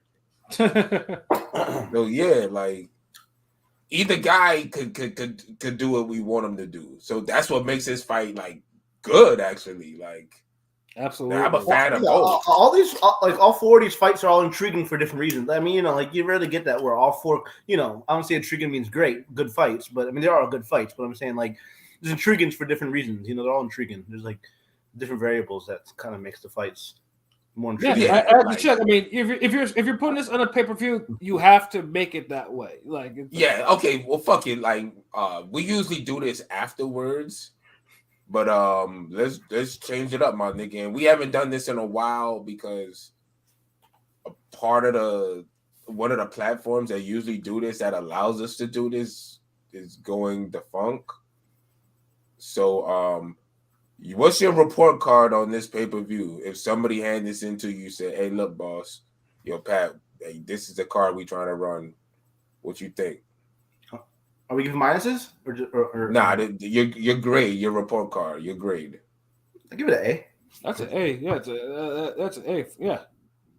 You got You know a title what? fight. I wouldn't disagree. That's an A. Yeah, you got good prelim fight. You got title fights on there. Like you have fights with implications. You have fights with storylines. Like you have like pay-per-views need the storyline aspect as well as the actual fights. Making sense. Like you have to have Not only that, the style matchups. You got boxers, you got punchers, swarmers, pressure fighters. You kind of got movers. You got boxer punchers, volume guys. You don't have one overwhelming boxing trait or style dominating the card. So it kind of gives you more of a chance to see different things and just let boxing really truly be the theater of the unexpected. Absolutely. So, and of course, for those who are wondering, yes, the pay-per-view for this is $74.99 if you actually want to buy this. I'm actually surprised. I would have thought. I would have thought they would have probably thrown this in the theaters, But yeah, maybe because it's damn Thanksgiving weekend, but still. Yeah, they probably looking at it like everybody, y'all home anyway. Everybody's home now. It's not from the theaters, huh? Well, now let me ask you real quick because you mentioned Pat that this is the last Showtime pay-per-view, but isn't like supposedly I read a report that Canelo and maybe Tank, their fights are going to be Showtime pay-per-view though.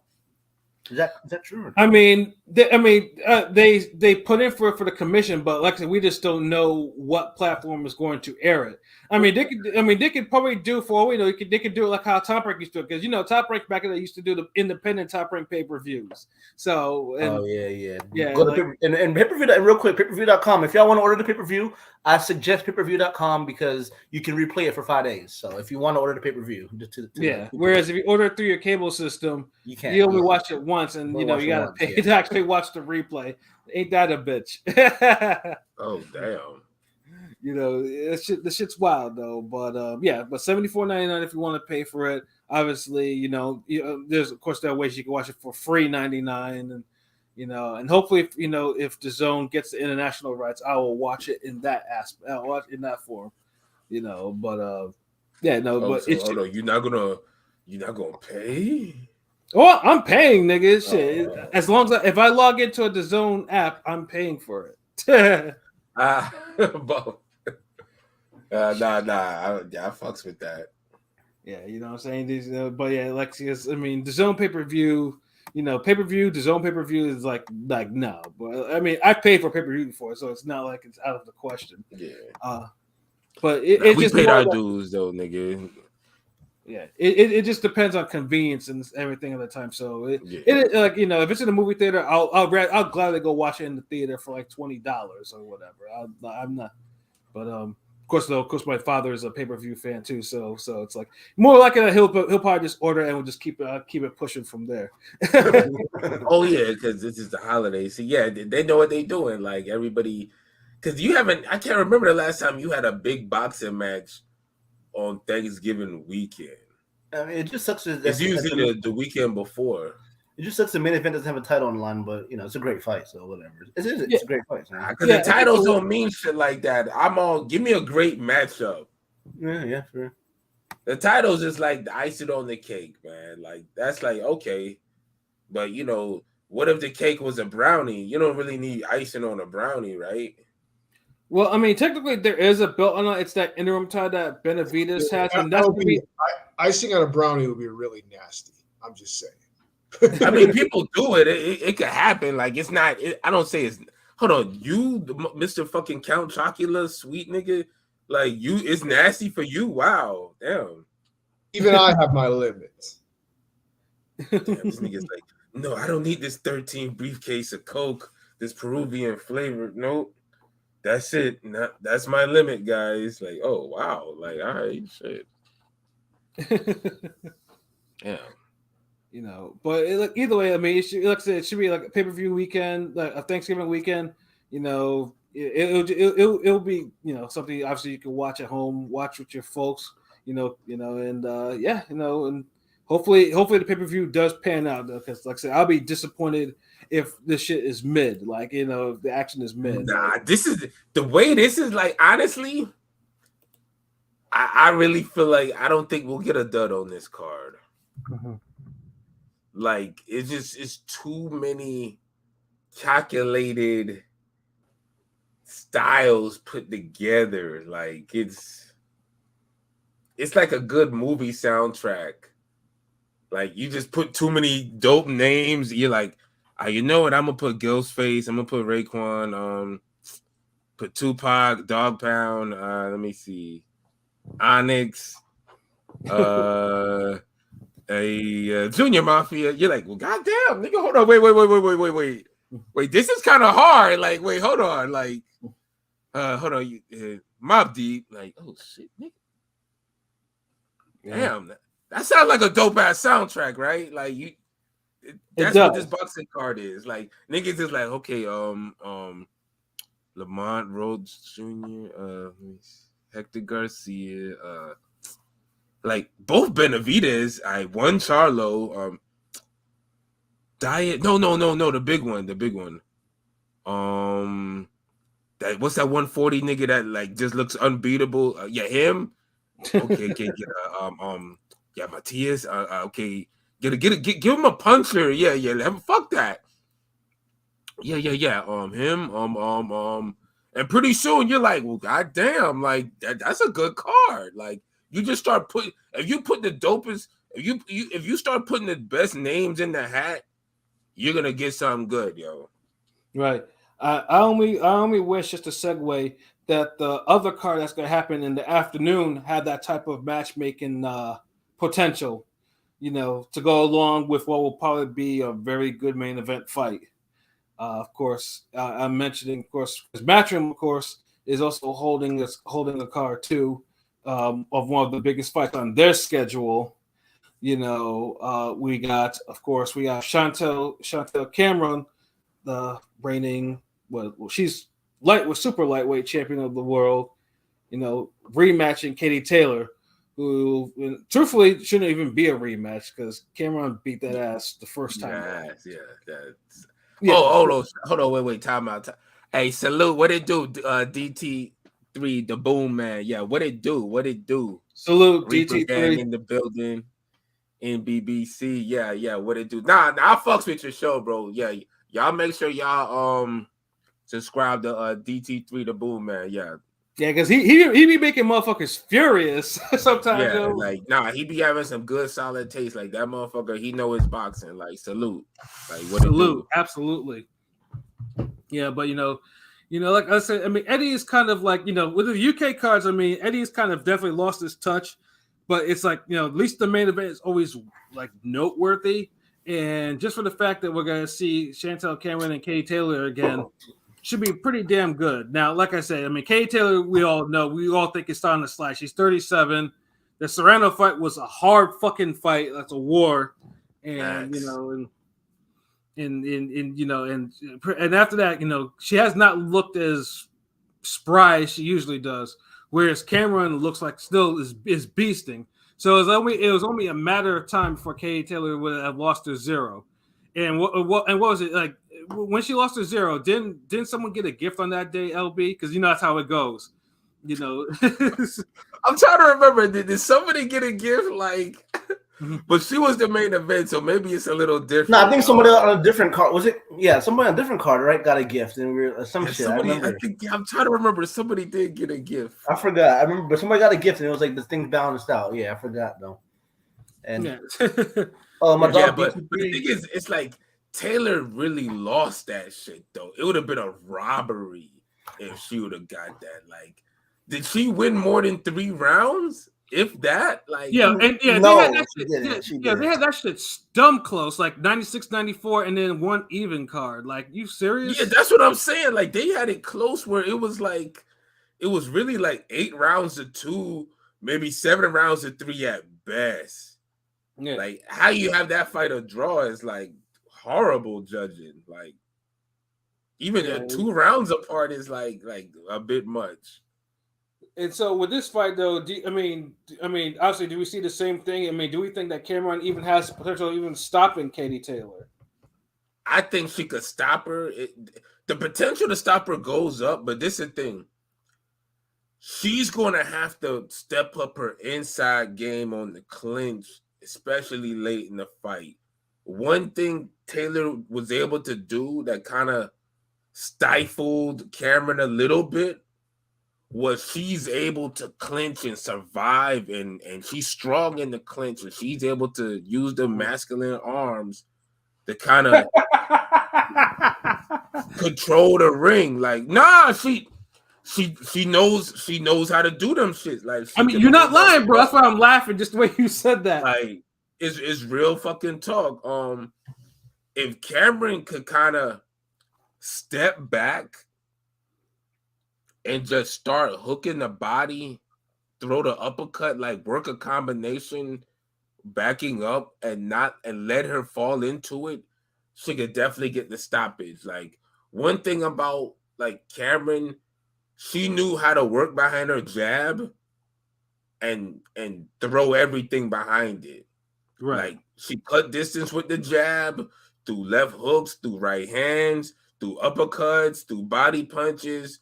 So when someone fights like that, they definitely can increase the potential for a stoppage.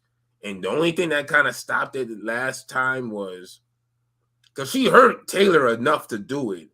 But Cameron got tired. She gassed. Yeah. Cameron got tired, but it was also the little wrestling too. Like, it's like both kind of just transition. Like Cameron started fading a little bit, and then Taylor took advantage of it, and then Cameron, the offense was sporadic. It didn't have that at the end like it should have. So if with that said, and how much she kind of dominated her, I still feel like a stoppage could happen, but I'll just say another dominating performance. Maybe a knockdown. I can see a knockdown. But yeah, Cameron's gonna win this, unless these niggas get like they really get some crazy horrible judging. Well, I mean, it's in Ireland, so it's like you just never know. Yeah, it's like, possible. Yeah, because I'm shocked Cameron got the first one. Because that was Kay Taylor's homecoming, right? I'm shocked she got the. But the fight was too decisive to kind of give it would have been a bad look. It would have been the worst woman robbery in boxing history type of thing. Dude, it's a real bad look if it's the first time we go to your venue, we go to your country. We give you this big publicized event, this big monument, undisputed versus undisputed, yada, yada, yada, all the bells and whistles, firecrackers, fireworks, all that shit. And then a fight so decisive, y'all make it a robbery? That's just a bad look. So it's like, and I don't even think she could have escaped with a draw. Like, they just needed to just come up off that win and get his goddamn lady her well-earned victory. Right, because one thing that Eddie's trying to do is like, honestly, with Kay Taylor has been a big boom for, boom, both which I gave boom and boom, for Eddie Hearn, like, Katie Taylor kind of spearheaded the whole, women boxing thing for Matchroom. And to her credit, she's been in great fucking scraps. Katie Taylor has at least a couple, 3-5 years plot armor. Was that? Got some great fucking plot armor. Yeah, great plot armor to go with the fight of the year action. Yeah, so it's like, but she should have 3 losses, honestly. And I'm definitely not disagreeing with you. Honestly, 4 if you want to. Like, you could say Serrano and the 2 Pursoon losses, 2 Pursoon fights. Yeah, you really could. Or you could say if there was halfway objective, she would have at least 2 at least another one of those. Yeah, well, that and the Jonas fight too, Natasha Jonas fight, that was dumb close too. That was another close one as well. That felt more like a draw than a Jonas win. But I could feel, that's another one. So when you put all those fights and it's like, God damn, somebody has to literally beat your ass bad for 8 rounds out of 10 for a minute and for 90 seconds of every round. Yeah, and I mean, Cameron. Although Cameron has some pop though. As much as I want to call a knockout for this, Kay Taylor is tough. It's hard to knock her out though. But I do think Cameron this time is really gonna put her foot in her ass. Like it's gonna be decisive. I mean, I do think I actually think that Kay Taylor will actually go down. Like get her first knocked out for the first time. But I think she'll probably make it to the bell, and Cameron will probably win a really wide decision. Like it should be on some like maybe a 8-2 or 9-1 type of deal. Like but I just think Cameron will just win even more decisively this time around. And then Conor McGregor flips over the top rope, and then he gets 2-piece. Right, right. AOP, what about you, bro? Cameron puts her foot in her ass. Like. I don't think she'll get the stoppage, but she might get a lick because I think she showed Katie too much respect in the first fight. I can see that too. So maybe a late stoppage, but I'm gonna just go with decision, like 8-2. Or Pilot, what about you? For the longest, I would think after watching the first fight, like I can't see how Cameron doesn't get a stoppage. I mean, I think she'll literally dog walk her worse this time. Weight class is just for a reason. Kate's still trying to get undisputed, in the second weight class, and she had nothing for her. I mean, and she's past her best days. I feel like for Katie Taylor. So, and Cameron's in her prime. So I think Cameron won by a stoppage, just going round 7. What are the odds for this too? I think a choke on that pipe. The odds for this. Let's see. Are they out on FanDuel yet? Yes, they are. Hold on. I'm gonna pull it up right now. Where is it? Ned Flanders ass nigga. Yes. Katie Taylor is plus 142. So she is the underdog going into this fight. Cameron is minus 182. Method of victory, Cameron by points or decision is minus 120. And Pilot, I mean, if you really think it's going to be a KO, a Chantel Cameron KO is plus 950. God damn. Ooh. Damn, now I got to put some bread on that shit now. God damn it. That could happen. Like, especially if she just makes that one adjustment. If she doesn't allow Taylor to survive or clinch, and like basically do the whole Caleb Plant shit. Mm-hmm. Like if she doesn't allow that, she could knock her out. She could stop her. Damn, now I gotta put money on this shit. Fuck. I didn't want to. I cannot ignore that. What about damn, that's a good Twitter topic. Which fight? Oh fuck, yo! Let me ask you this: which fight do you think a knockout? You see a knockout happening more in Benavidez Charlo or Taylor Cameron? I guess that's gonna be the men's fight. The men's fight. Oh, yeah. Word? Really? Like, yeah. AOP, what about for Taylor decision and KO? Hold up. Okay. Taylor decision points is plus 182, and a Taylor KO is plus 1600. Oh damn! So yeah, I mean that's definitely not. Yeah, Taylor KO is not happening. So yeah, if you're feeling froggy. If you're feeling froggy, leap with the decision for Katie Taylor. If you want, because they might give her another decision because. Hold on, what was the decision one again? I'm sorry. For Katie Taylor? Yeah. Plus 182. Oh, so they tried it. They really think it could happen too. Fuck them.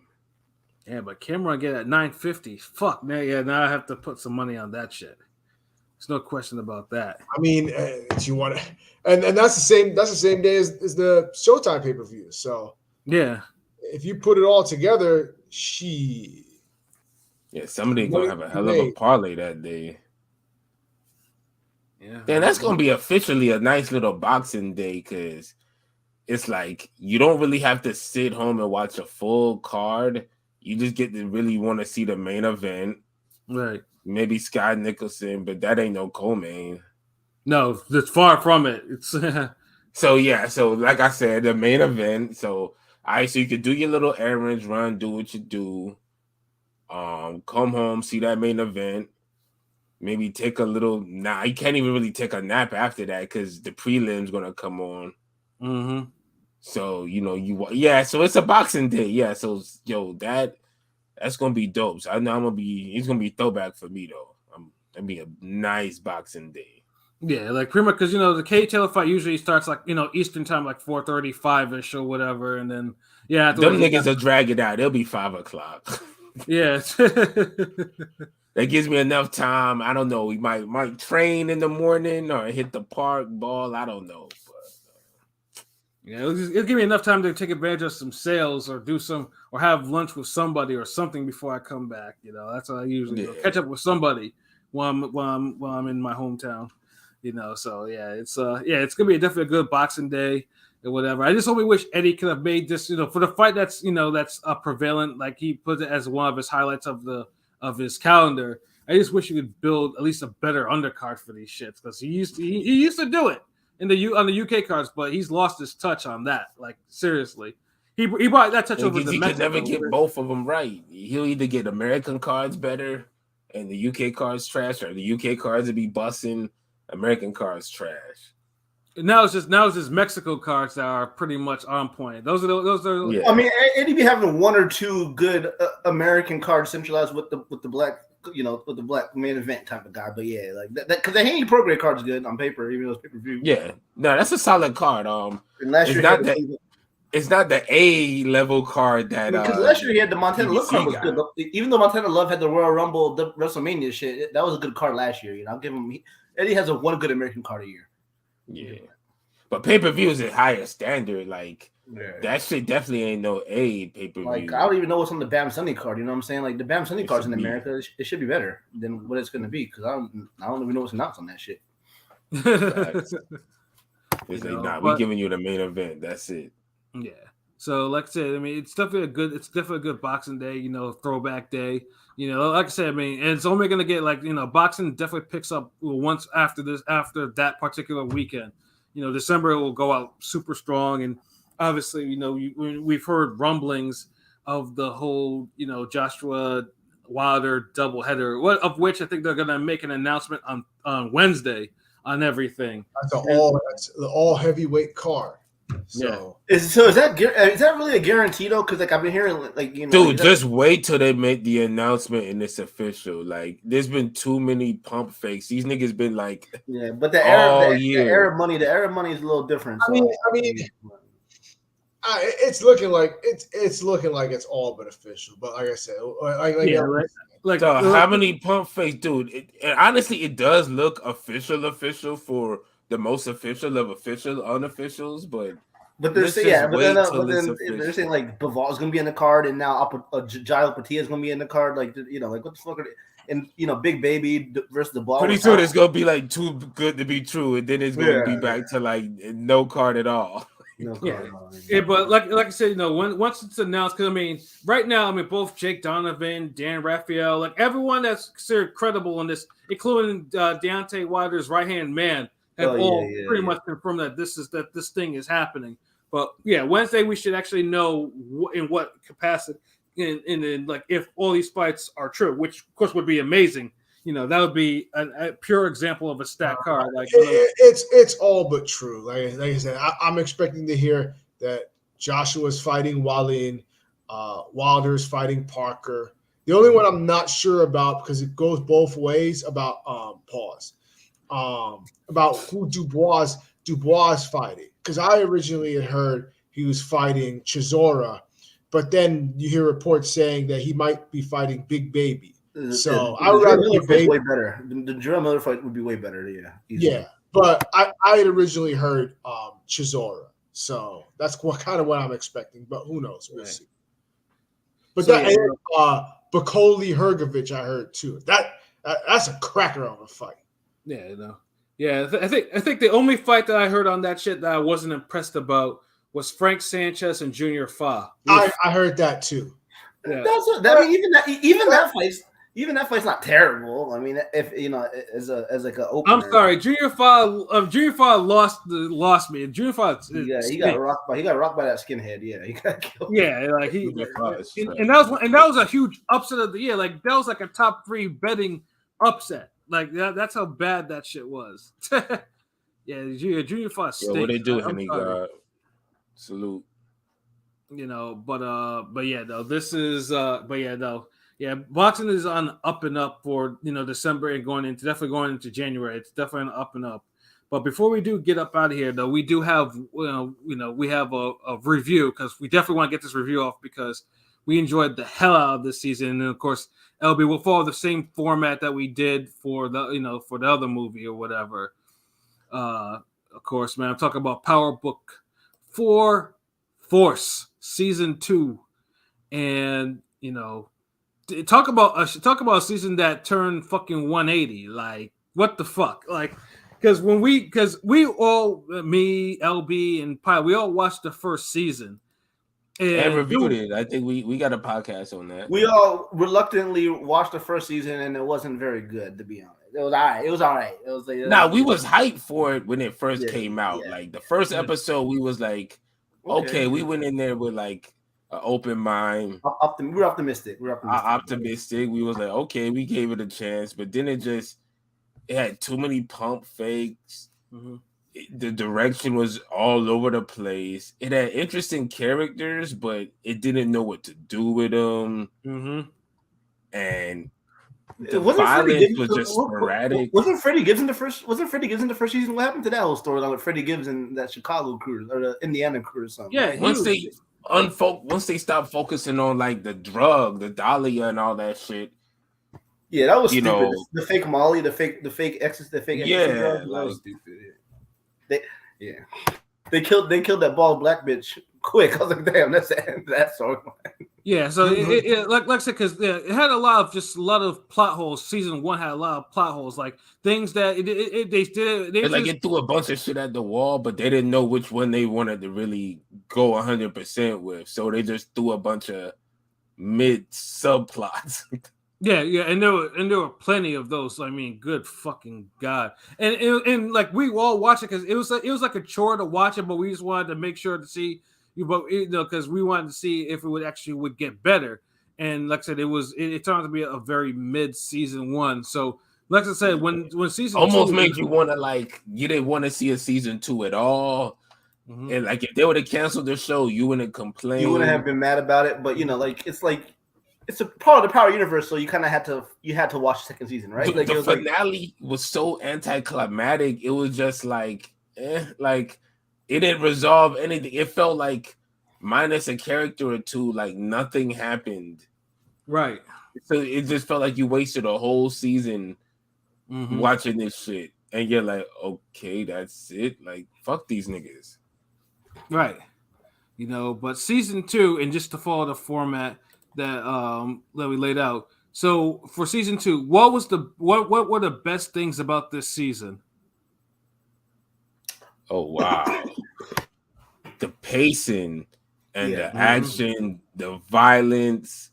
The characters were getting fleshed out like for the longest time we didn't give a fuck about the mom. We didn't give a fuck about the mom at all, Tommy's mom. But this season, especially towards the end, we cared the mom had some interest. I don't even still know the mom's name in the show, but Tommy's mom, you know what I'm saying? Like, yeah. Did he intend to get her poisoned with the coke? You know what I mean? When she OD'd, was that purpose? Do y'all think? You remember when she was? I don't know, because you look at his face. Did you look at his face when she was ODing and shit? You know what I'm saying? I don't know, I mean, but if you used to giving somebody coke, so they could just leave you the fuck alone. I mean, it's bound to happen, right? Especially in a relapse state where they're not even on it like that. Right. And then they get some pure, and you're like, yeah. I mean, he willingly gave her the coke. I mean, he usually does, but the look on his face when she was ODing, he didn't help her. He looked like he was relieved. I don't know. It was kind of interesting. Because it's like, damn. Yeah, and like I said, because for one thing, it's one of the plots that's that's probably got set up for season 3, And I think probably one of the biggest things about this I liked about this was the fact that, unlike in season 1, like the little subplots that came in there, it messed with the show, and there were resolutions to them. Like it seemed like, because I remember LB, I used to say I used to send like a whole review on WhatsApp to LB about this shit, raving about some of the little shit that I saw in there, talking about, yo, this shit kind of wrapped things up, like this shit kind of fit. Like it was like fucking. It's like they find it's like a. This thing used to be hype as fuck. But yeah, see, but like, we also got to remember that like I'm the first one who took a real chance on season 2. Like when the first episode came out, I watched that shit and I got in the chat. I was like, yo, this fourth shit came back hard. Like, yo, yeah, we did. We all saying that, yeah. But y'all gotta fuck with this. Second episode came out, and I was like, yo, like. Yeah, these niggas is back. Like, this fourth shit is crazy. Like, y'all niggas can't sleep. Y'all gotta watch this shit. And then it's like, I think Pat hit me up with that text.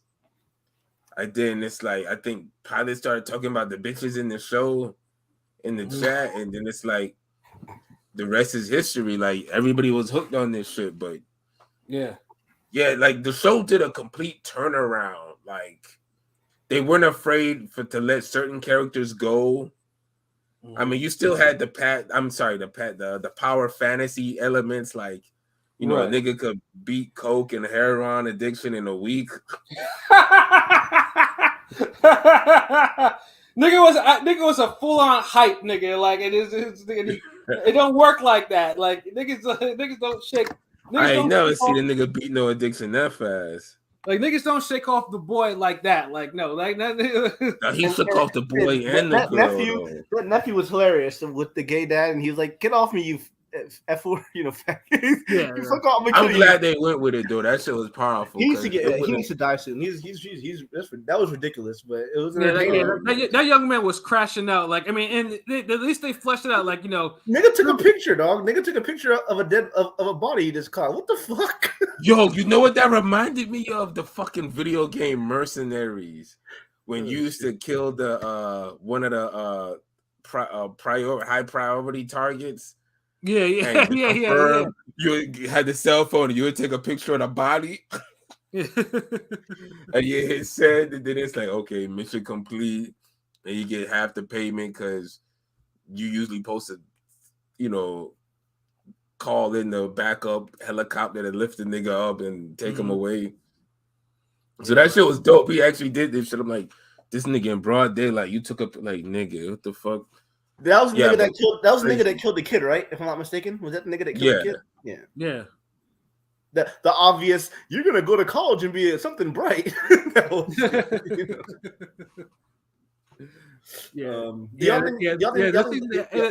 had a lot of unexpected comedy. Like Tommy's character, like, you know, dude was ruthless again. Like, you know, the cartel was ruthless.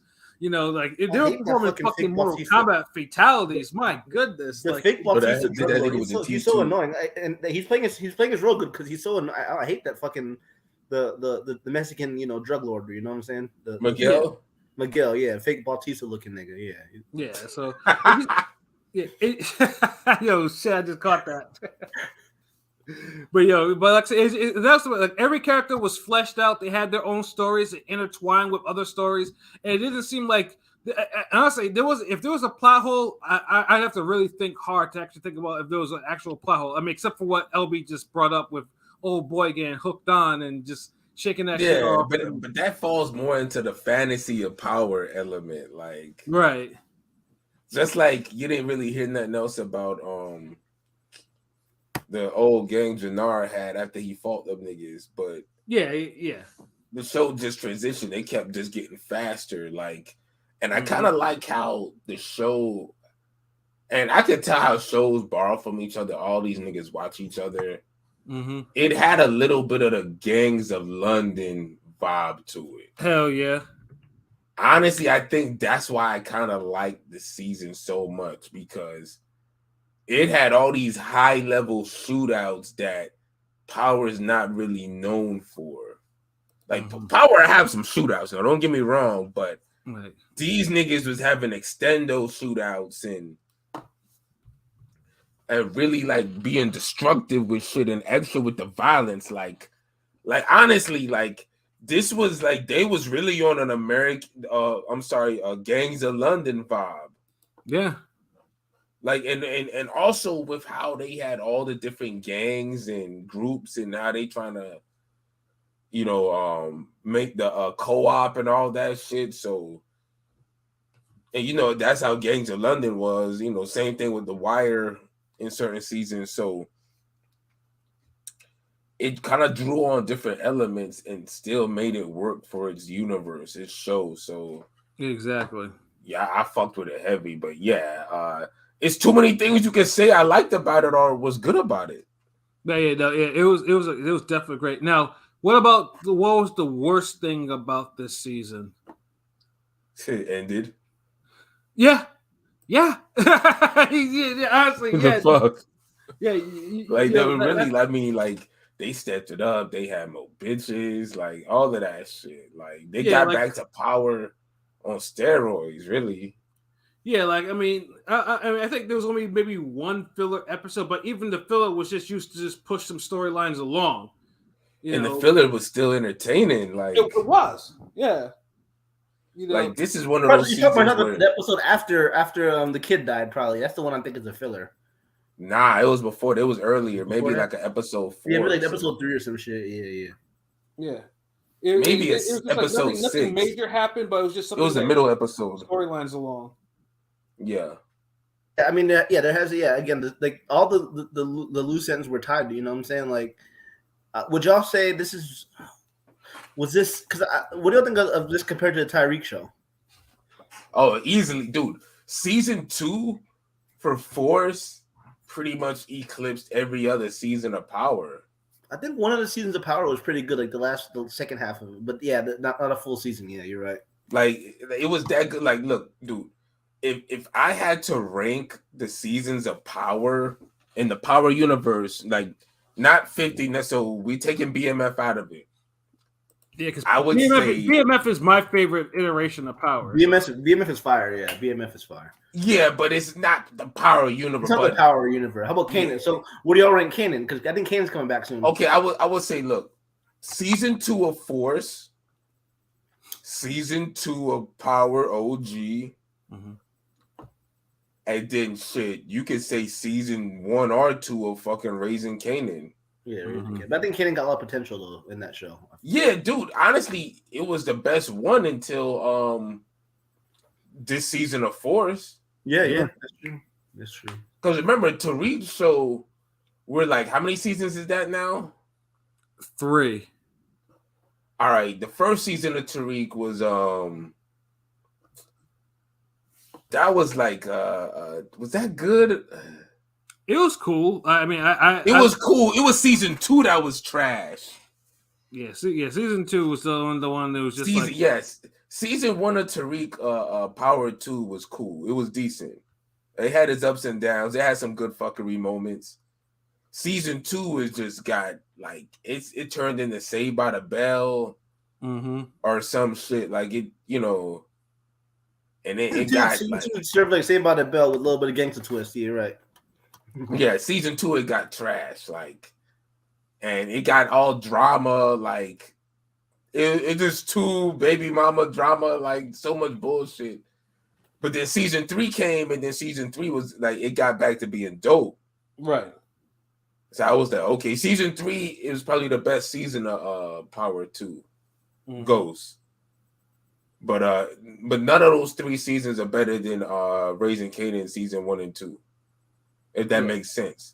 So if you want to rank Raising Kanan as the best show, you can, because it had 2 quality seasons. Force just had 1 great season. Right. But then 1 mid-ass season. So it's hard to really. And then Tariq and them just had 2 decent seasons, 1 trash season. So. Right. Now it all depends. Now but Force still can take the lead if season 3 for Force is turns out to be fire. But of course we probably won't know about that until probably sometime maybe in 2024. Yeah, that's gonna take a while, but I didn't. Yeah, for relevance, after being just the most relevant show is that one now though. Fuck that. I mean, Curtis Jackson, 50 Cent's a fucking genius. Because I don't know when I heard all these shows were coming out, I was like, there's no way he's gonna have like 3 shows, including 4 shows, including BMF, like that are gonna be watchable. And I'm like, damn, all these shows are decent. You can watch these shows. So it's like I thought like that's kind of a lot of dip on his chip, but somehow. Hey, he made it work though, and just the fact that even for Force that we can't think of anything negative to say about it, like that says it a lot because there was a lot in season 1. There was a lot to be negative. Like this one, I didn't want to watch second season. I ain't gonna lie. I was like, fuck, I didn't want to watch. Yeah, I had to convince y'all niggas that's how bad season 1 was, where a nigga had to be 2 episodes deep. I couldn't even convince y'all off of 1 episode because niggas be like, yo, 1 episode would be good. And then boom, trash again. Niggas had to just give you 2 good episodes to be convincing. So, like, I get it. Like, they shell shocked niggas. Season 1 was that fucking trash. Yeah. So yeah, just the fact that we can't think of nothing that's a part. So, would you recommend this season to anybody? Obviously. Fuck yeah. Yeah. One of the best seasons of Power. It's a top 3 season of Power in the Power universe. The Powerverse, yeah, it probably is a top 3 season for sure. I mean, yeah, definitely. And of course, like the scores from 1 through 10. 10. This season was a 10. It was a 10. Like give it a 10. It was a 10. Yeah, because like I said, it wrapped up like this season. It wrapped up subplots and it created like practical cliffhangers. Like they had cliffhangers in there. And it's like, okay, let's see what's going to happen. You know what? It didn't feel like a cliffhanger though. Like I think the only real cliffhanger was maybe Miguel and the sister. Right. But even then of course, and then Loki, fucking of course the mother situation, where it's like, no longer my brother. And then, of course, old boy crashing out. It's like, you know what? Fuck this shit. You're not gonna sell me. Why did they make the black dude gay though? I'm sorry. I know. Like for no reason. It doesn't make sense. But at least they didn't harp on it this season. Though. It made no sense though for him to. I mean, nothing's wrong with being gay. Shouts out to all the gay people. I'm just saying it doesn't make sense for him to be gay, but they just shoehorned in there. It's like stupid. I mean, let's put it this way. I mean, in most shows, dude would have. I'll say a gay character, they would have acted on it, like in. Like in Tariq's show. They got that Allstate Farm dude voice. They got that fake Denzel nigga voice. You know what I'm saying? The Allstate Farm nigga. That voice. Yeah, no, but at least, I mean, him, like, dude being gay, I mean, look, that's not part of his arc. It's not a part of it, of what he was. Like, he says he was gay, and then he's like, hey, I'm just the father. Yeah, you don't see this nigga going on dates and shit and twerking or nothing. So, okay, cool. Yeah. So it is what it is. I mean, sexuality is not. I mean, it wasn't thrown in the audience faces or anything like that. So it's like, it. I mean, it is what it is. Like, I mean, y'all think Maria died or she got sent away? I don't think the brother's gonna kill his own sister. I think he probably sent her away, or he just got her locked up in a room or something. Yeah. That's the thing. Like, it's like that's why I feel like it didn't really feel like cliffhangers. It felt more like a part 2, like the story's transitioning to the next level because everything got wrapped up so well. Mm-hmm. It's more like I just want to see what's going to happen next. More so, like, damn, I wonder what's going to happen next. Like, I can't believe it. Like, why did he didn't kill? Isn't it stupid though? He didn't kill Derek Carr. I mean, what's the dude's name? The white guy, the snitch. Oh, Vic. Why didn't you kill Vic? I see where I understand where Tommy's coming from. Like, he got maneuvered so well into that position, it almost makes it a waste not to use him. That's true. But then I see where Diamond's coming from. We're like, dude, like, what the fuck are you doing? You keep tempting the fates, nigga. You keep, trying to. You're doing all this shit that I know you complained about Ghost doing to you. Mm-hmm. You're not even a brains nigga like that. I don't think his sister, I don't think his sister, the evil Julia Stiles, died either. You think she? Because you think she died with that stab? No, she didn't. I think. I mean, she probably. Knowing power, they'll keep her alive, but they'll keep her alive. It's possible. Yeah. Like, it'd be dope if they just would have done it like that. Because I look at it like this too. with that case being so against her with the Serbs and all that, the evidence, all of that shit. Yeah. Even if they keep her alive, what the fuck are you gonna do with her?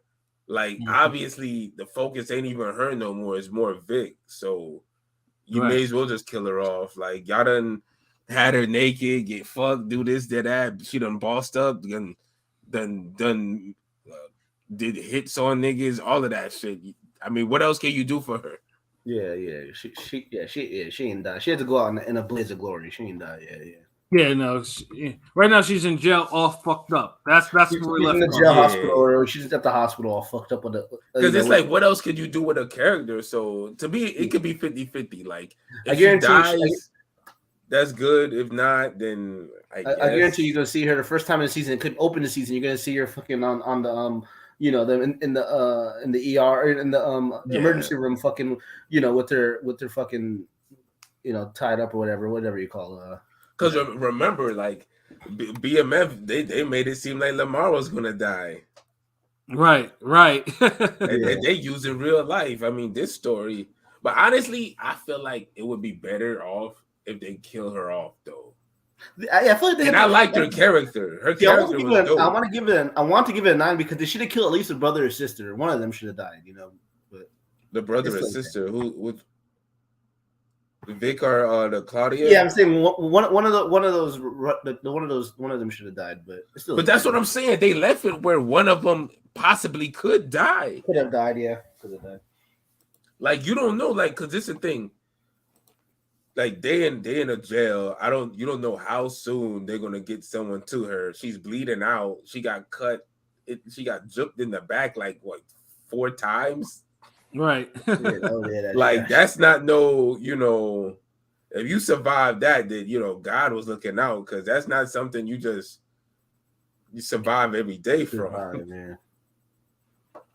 Right. And then the whole Vic, shit with Tommy, I can understand that. So I get it. I guess the most interesting thing is seeing what he gonna do with the Miguel, Marie, and the sister. Yeah. Right. And then the stud, the shorty, the cop, how she gonna handle this shit? Oh yeah, she gonna get fired, kicked off the case eventually. Yeah. So we got some shit that make you look forward to season 3. But one thing I'll say this, it doesn't have those big cliffhangers that's got me like, oh my God, I can't wait. Like, right. The season was so good and wrapped up so good, I could wait. Yeah. Whereas, I'm looking forward to the season. I'm looking forward. Yeah, and I'm looking forward, but I could wait. Where like Raising Kanan, like that ended on some cliffhanger shit. What happened in the end, real quick? And then I forgot. Can you recall? Remember, they having the war and they're hitting the damn towers, and then yeah. And then she almost Marvin got shot, and the wheelchair nigga gets him. Yeah. The one he just in the early in the season. Yeah, that was dope. And niggas start collabing at the end, so it's like, okay, I see. Yeah, Joey Badass saved the day. Just like, I don't know if y'all ever watched Mr. Robot. Joey Badass saved the season one time in one of those finales. So Joey Badass is a good actor, low key. Yeah. Oh yeah, Joey Badass kills it. So like I said though, I wonder what else he could do real good. Yeah. He raps real good too, so I enjoy. Oh, word does he? Oh, yeah. No speaking skill shit, So would have never imagined. Yeah, imagine. But yeah, multi-talented guy. But yeah, no, full recommendation to go watch this. Like, yeah, still. I mean, I had to convince I had to convince my homegirl because she wasn't sure about that, so I told her to stick with it. Like season 2, I told her to watch season 1 and then definitely. So at least you get the background, and then watch season 2. Like you won't be disappointed. So yeah, you have to watch. This is for Liliana. You have to watch season 1 to watch season 2 for sure. Yeah, you definitely have to, but it's worth it. Like they definitely make up for it. And I hope we get the Tommy's partner's girl back, the fine ass mom. But that's all I gotta say. Oh yeah. That too. She was bad as fuck. All right, so hold on. So let me see. Which show had the finest mom? Raising No, Kanan. the Tariq show, they got, I think they probably got the best ones overall. No, Hold on, Raising wait. Kanan- Who's the fine mom on Tariq's show? No, no, you meant the mom. No. Yeah, Well, Mary J. Blige kind of fine for her age, but yeah, I know what you mean. There's not no fine. No, it's Raising Kanan easily. I told you that mom had me. Oh yeah. You like the mom raising Kanan? Yeah, the mom on Raising Kanan fine, but I don't know. This one was fine as fuck, man. This I one don't was know. fine. Yeah, when she took off Nah, this one got it, bro. I'm when sorry. she was wearing that lingerie. Yeah, nigga. Yeah, this one got it, man. Sorry, Palomar. Yeah, no, I thought you meant the collection of females because Palomar on the Raising Kanan show, like that shit brought back a memory. That's why it's like oh okay. Oh, okay, yeah. That's right. It's I was just like, God me and damn, Pilot, man. we just assessing the situation at hand. Yeah, I mean, we looking at it for what it is. Yeah, and this usually old nigga started going down memory lane. Yeah, and I had to find her IG and follow her. It was like, geez, like good lord. God damn. She was bad though. She was fine. She was fine as hell too. Yeah, she was bad. Damn, that's the one thing Raising Ghost 2 don't have. They ain't got none.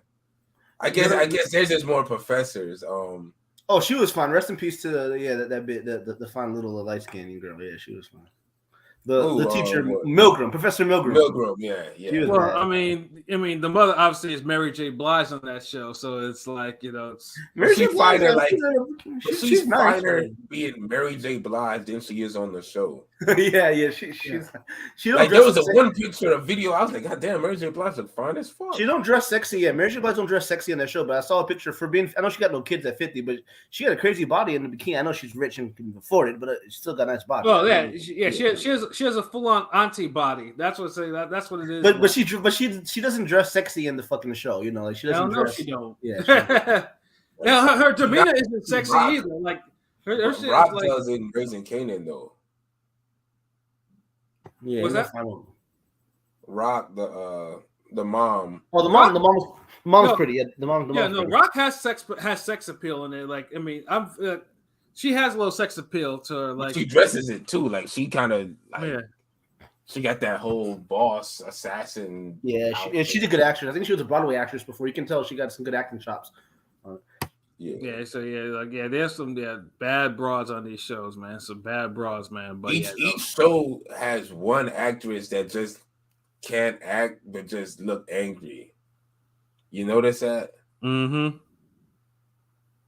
Like Raising Kanan had the cousin, I forgot Shorty name, the singer. Damn, Kanan's cousin, Jukebox.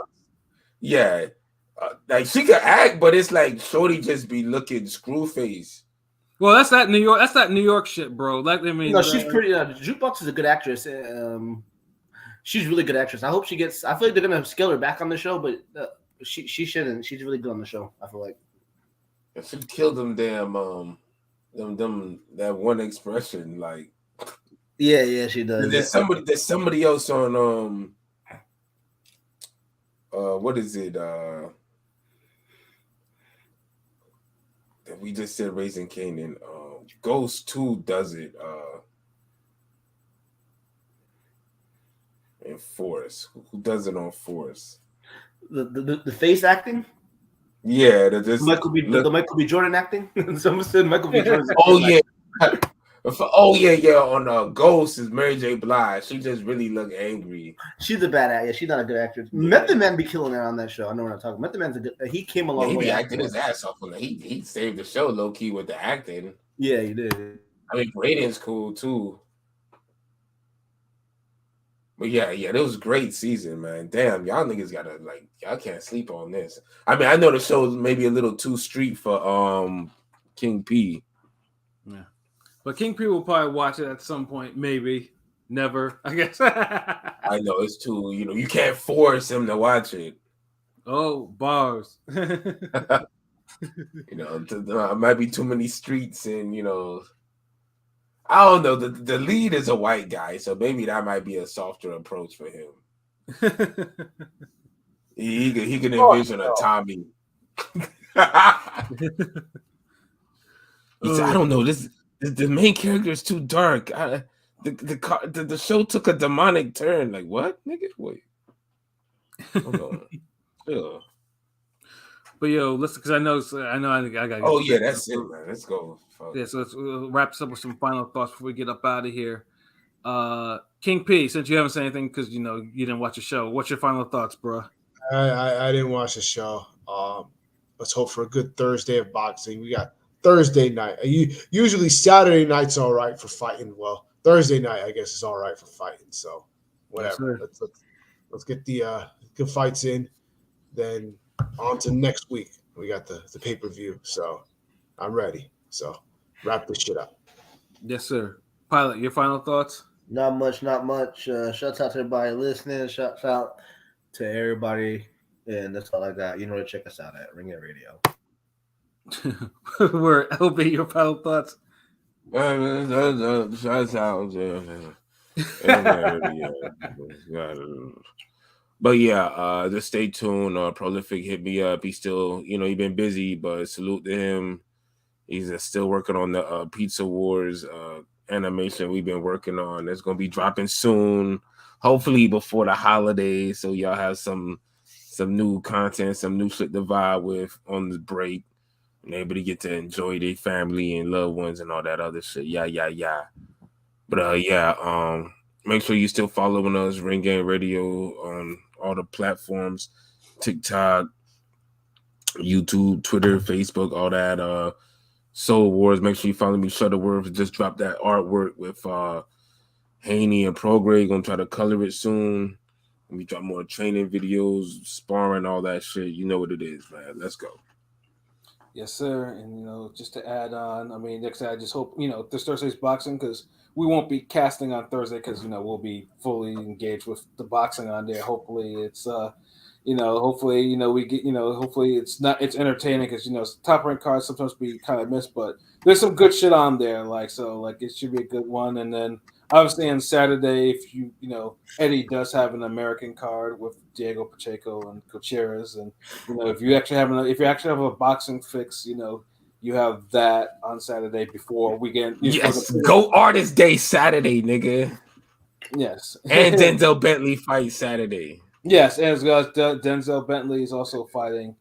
So we'll be rooting for him for an uppercut. I think he's the co-man, right? Yeah, for the Dog Bay fight, I think. Yeah. So shout out to Dog Bay and shout out to Denzel Bentley. See if they get some good uppercut season wins. Yeah, and Nick Ball's a beast, so I think he's gonna probably get a stoppage there. There's a couple good fights, Diego Pacheco and on another card. So yeah, it's cool. Yeah, it's like a little appetizer, before, like I said, and then before it goes into full throttle. So, so other than that, again, thank you guys for tuning in. And Deontay Jones, I see your comment. Like I said, I'm not worried about the Eagles. The Eagles are 8-1. They'll be all right. You know what I'm saying? You guys have to worry about. You guys have to make sure you guys don't be taking those silly losses. Whatever, like you did. They beat the Giants. Oh yeah, that's the Giants. Anyone can beat the Giants. Yeah. Look at LB talking about NFL. What's going on? He said they beat the Giants. Well, like I said, eventually, that's the way football. Eventually, it does creep because we're football is prevalent among us. So eventually, it's only because we doing the bets. Like I don't watch this shit. Like I be like even Rome be like when we be doing the teams. He's like, oh damn, so you learning the names now in the teams, like. God, like. I mean, that's how it starts sometimes, man. Just it does that, and then. Oh yeah, we'll do the favorite albums of the year and everything. I keep seeing this comment. I'm sorry about that, Pat. Yeah, I was about to bring up that comment too. That same question. I know it's not going to be Trippie Redd for Pat, so we could chill on that. And it'll be the first year I ain't really dropped no album. Like, wow, that'd be fucking all right. No song, no music, no none of that shit. That'd be crazy. Yeah. Damn, niggas really took a break. Yeah, and you're right. And you're right, Erwin Hearn. I don't know shit. I don't know anything, Erwin Hearn. You're correct. I don't know shit. But Deontay Jones, we'll see. We'll keep that in terms of ideas or whatever, because I know I mean, I got an idea. Donate to this motherfucking chat, nigga. Like, donate for the Shuttleworth birthday Saturday. That's what y'all could do if y'all hear this shit. Yeah, do that. Our PayPal is right there. It's been scrolling across the banner and shit. But yeah, like I said, we thank you guys. We're getting there. So yeah, just keep telling your friends about us. So we can spread the word, and then we can all be friends because we do the shit for y'all. So for myself, Pat Scorpio, the New England representative, for LB Shuttleworth, the God, the GOAT artist, for King P. Bodega P, and for Conscious Pilot. This has been another wonderful episode of Real Talk. Where, as always, if shit's real, we talk about it. So until next time, peace. Tell everyone.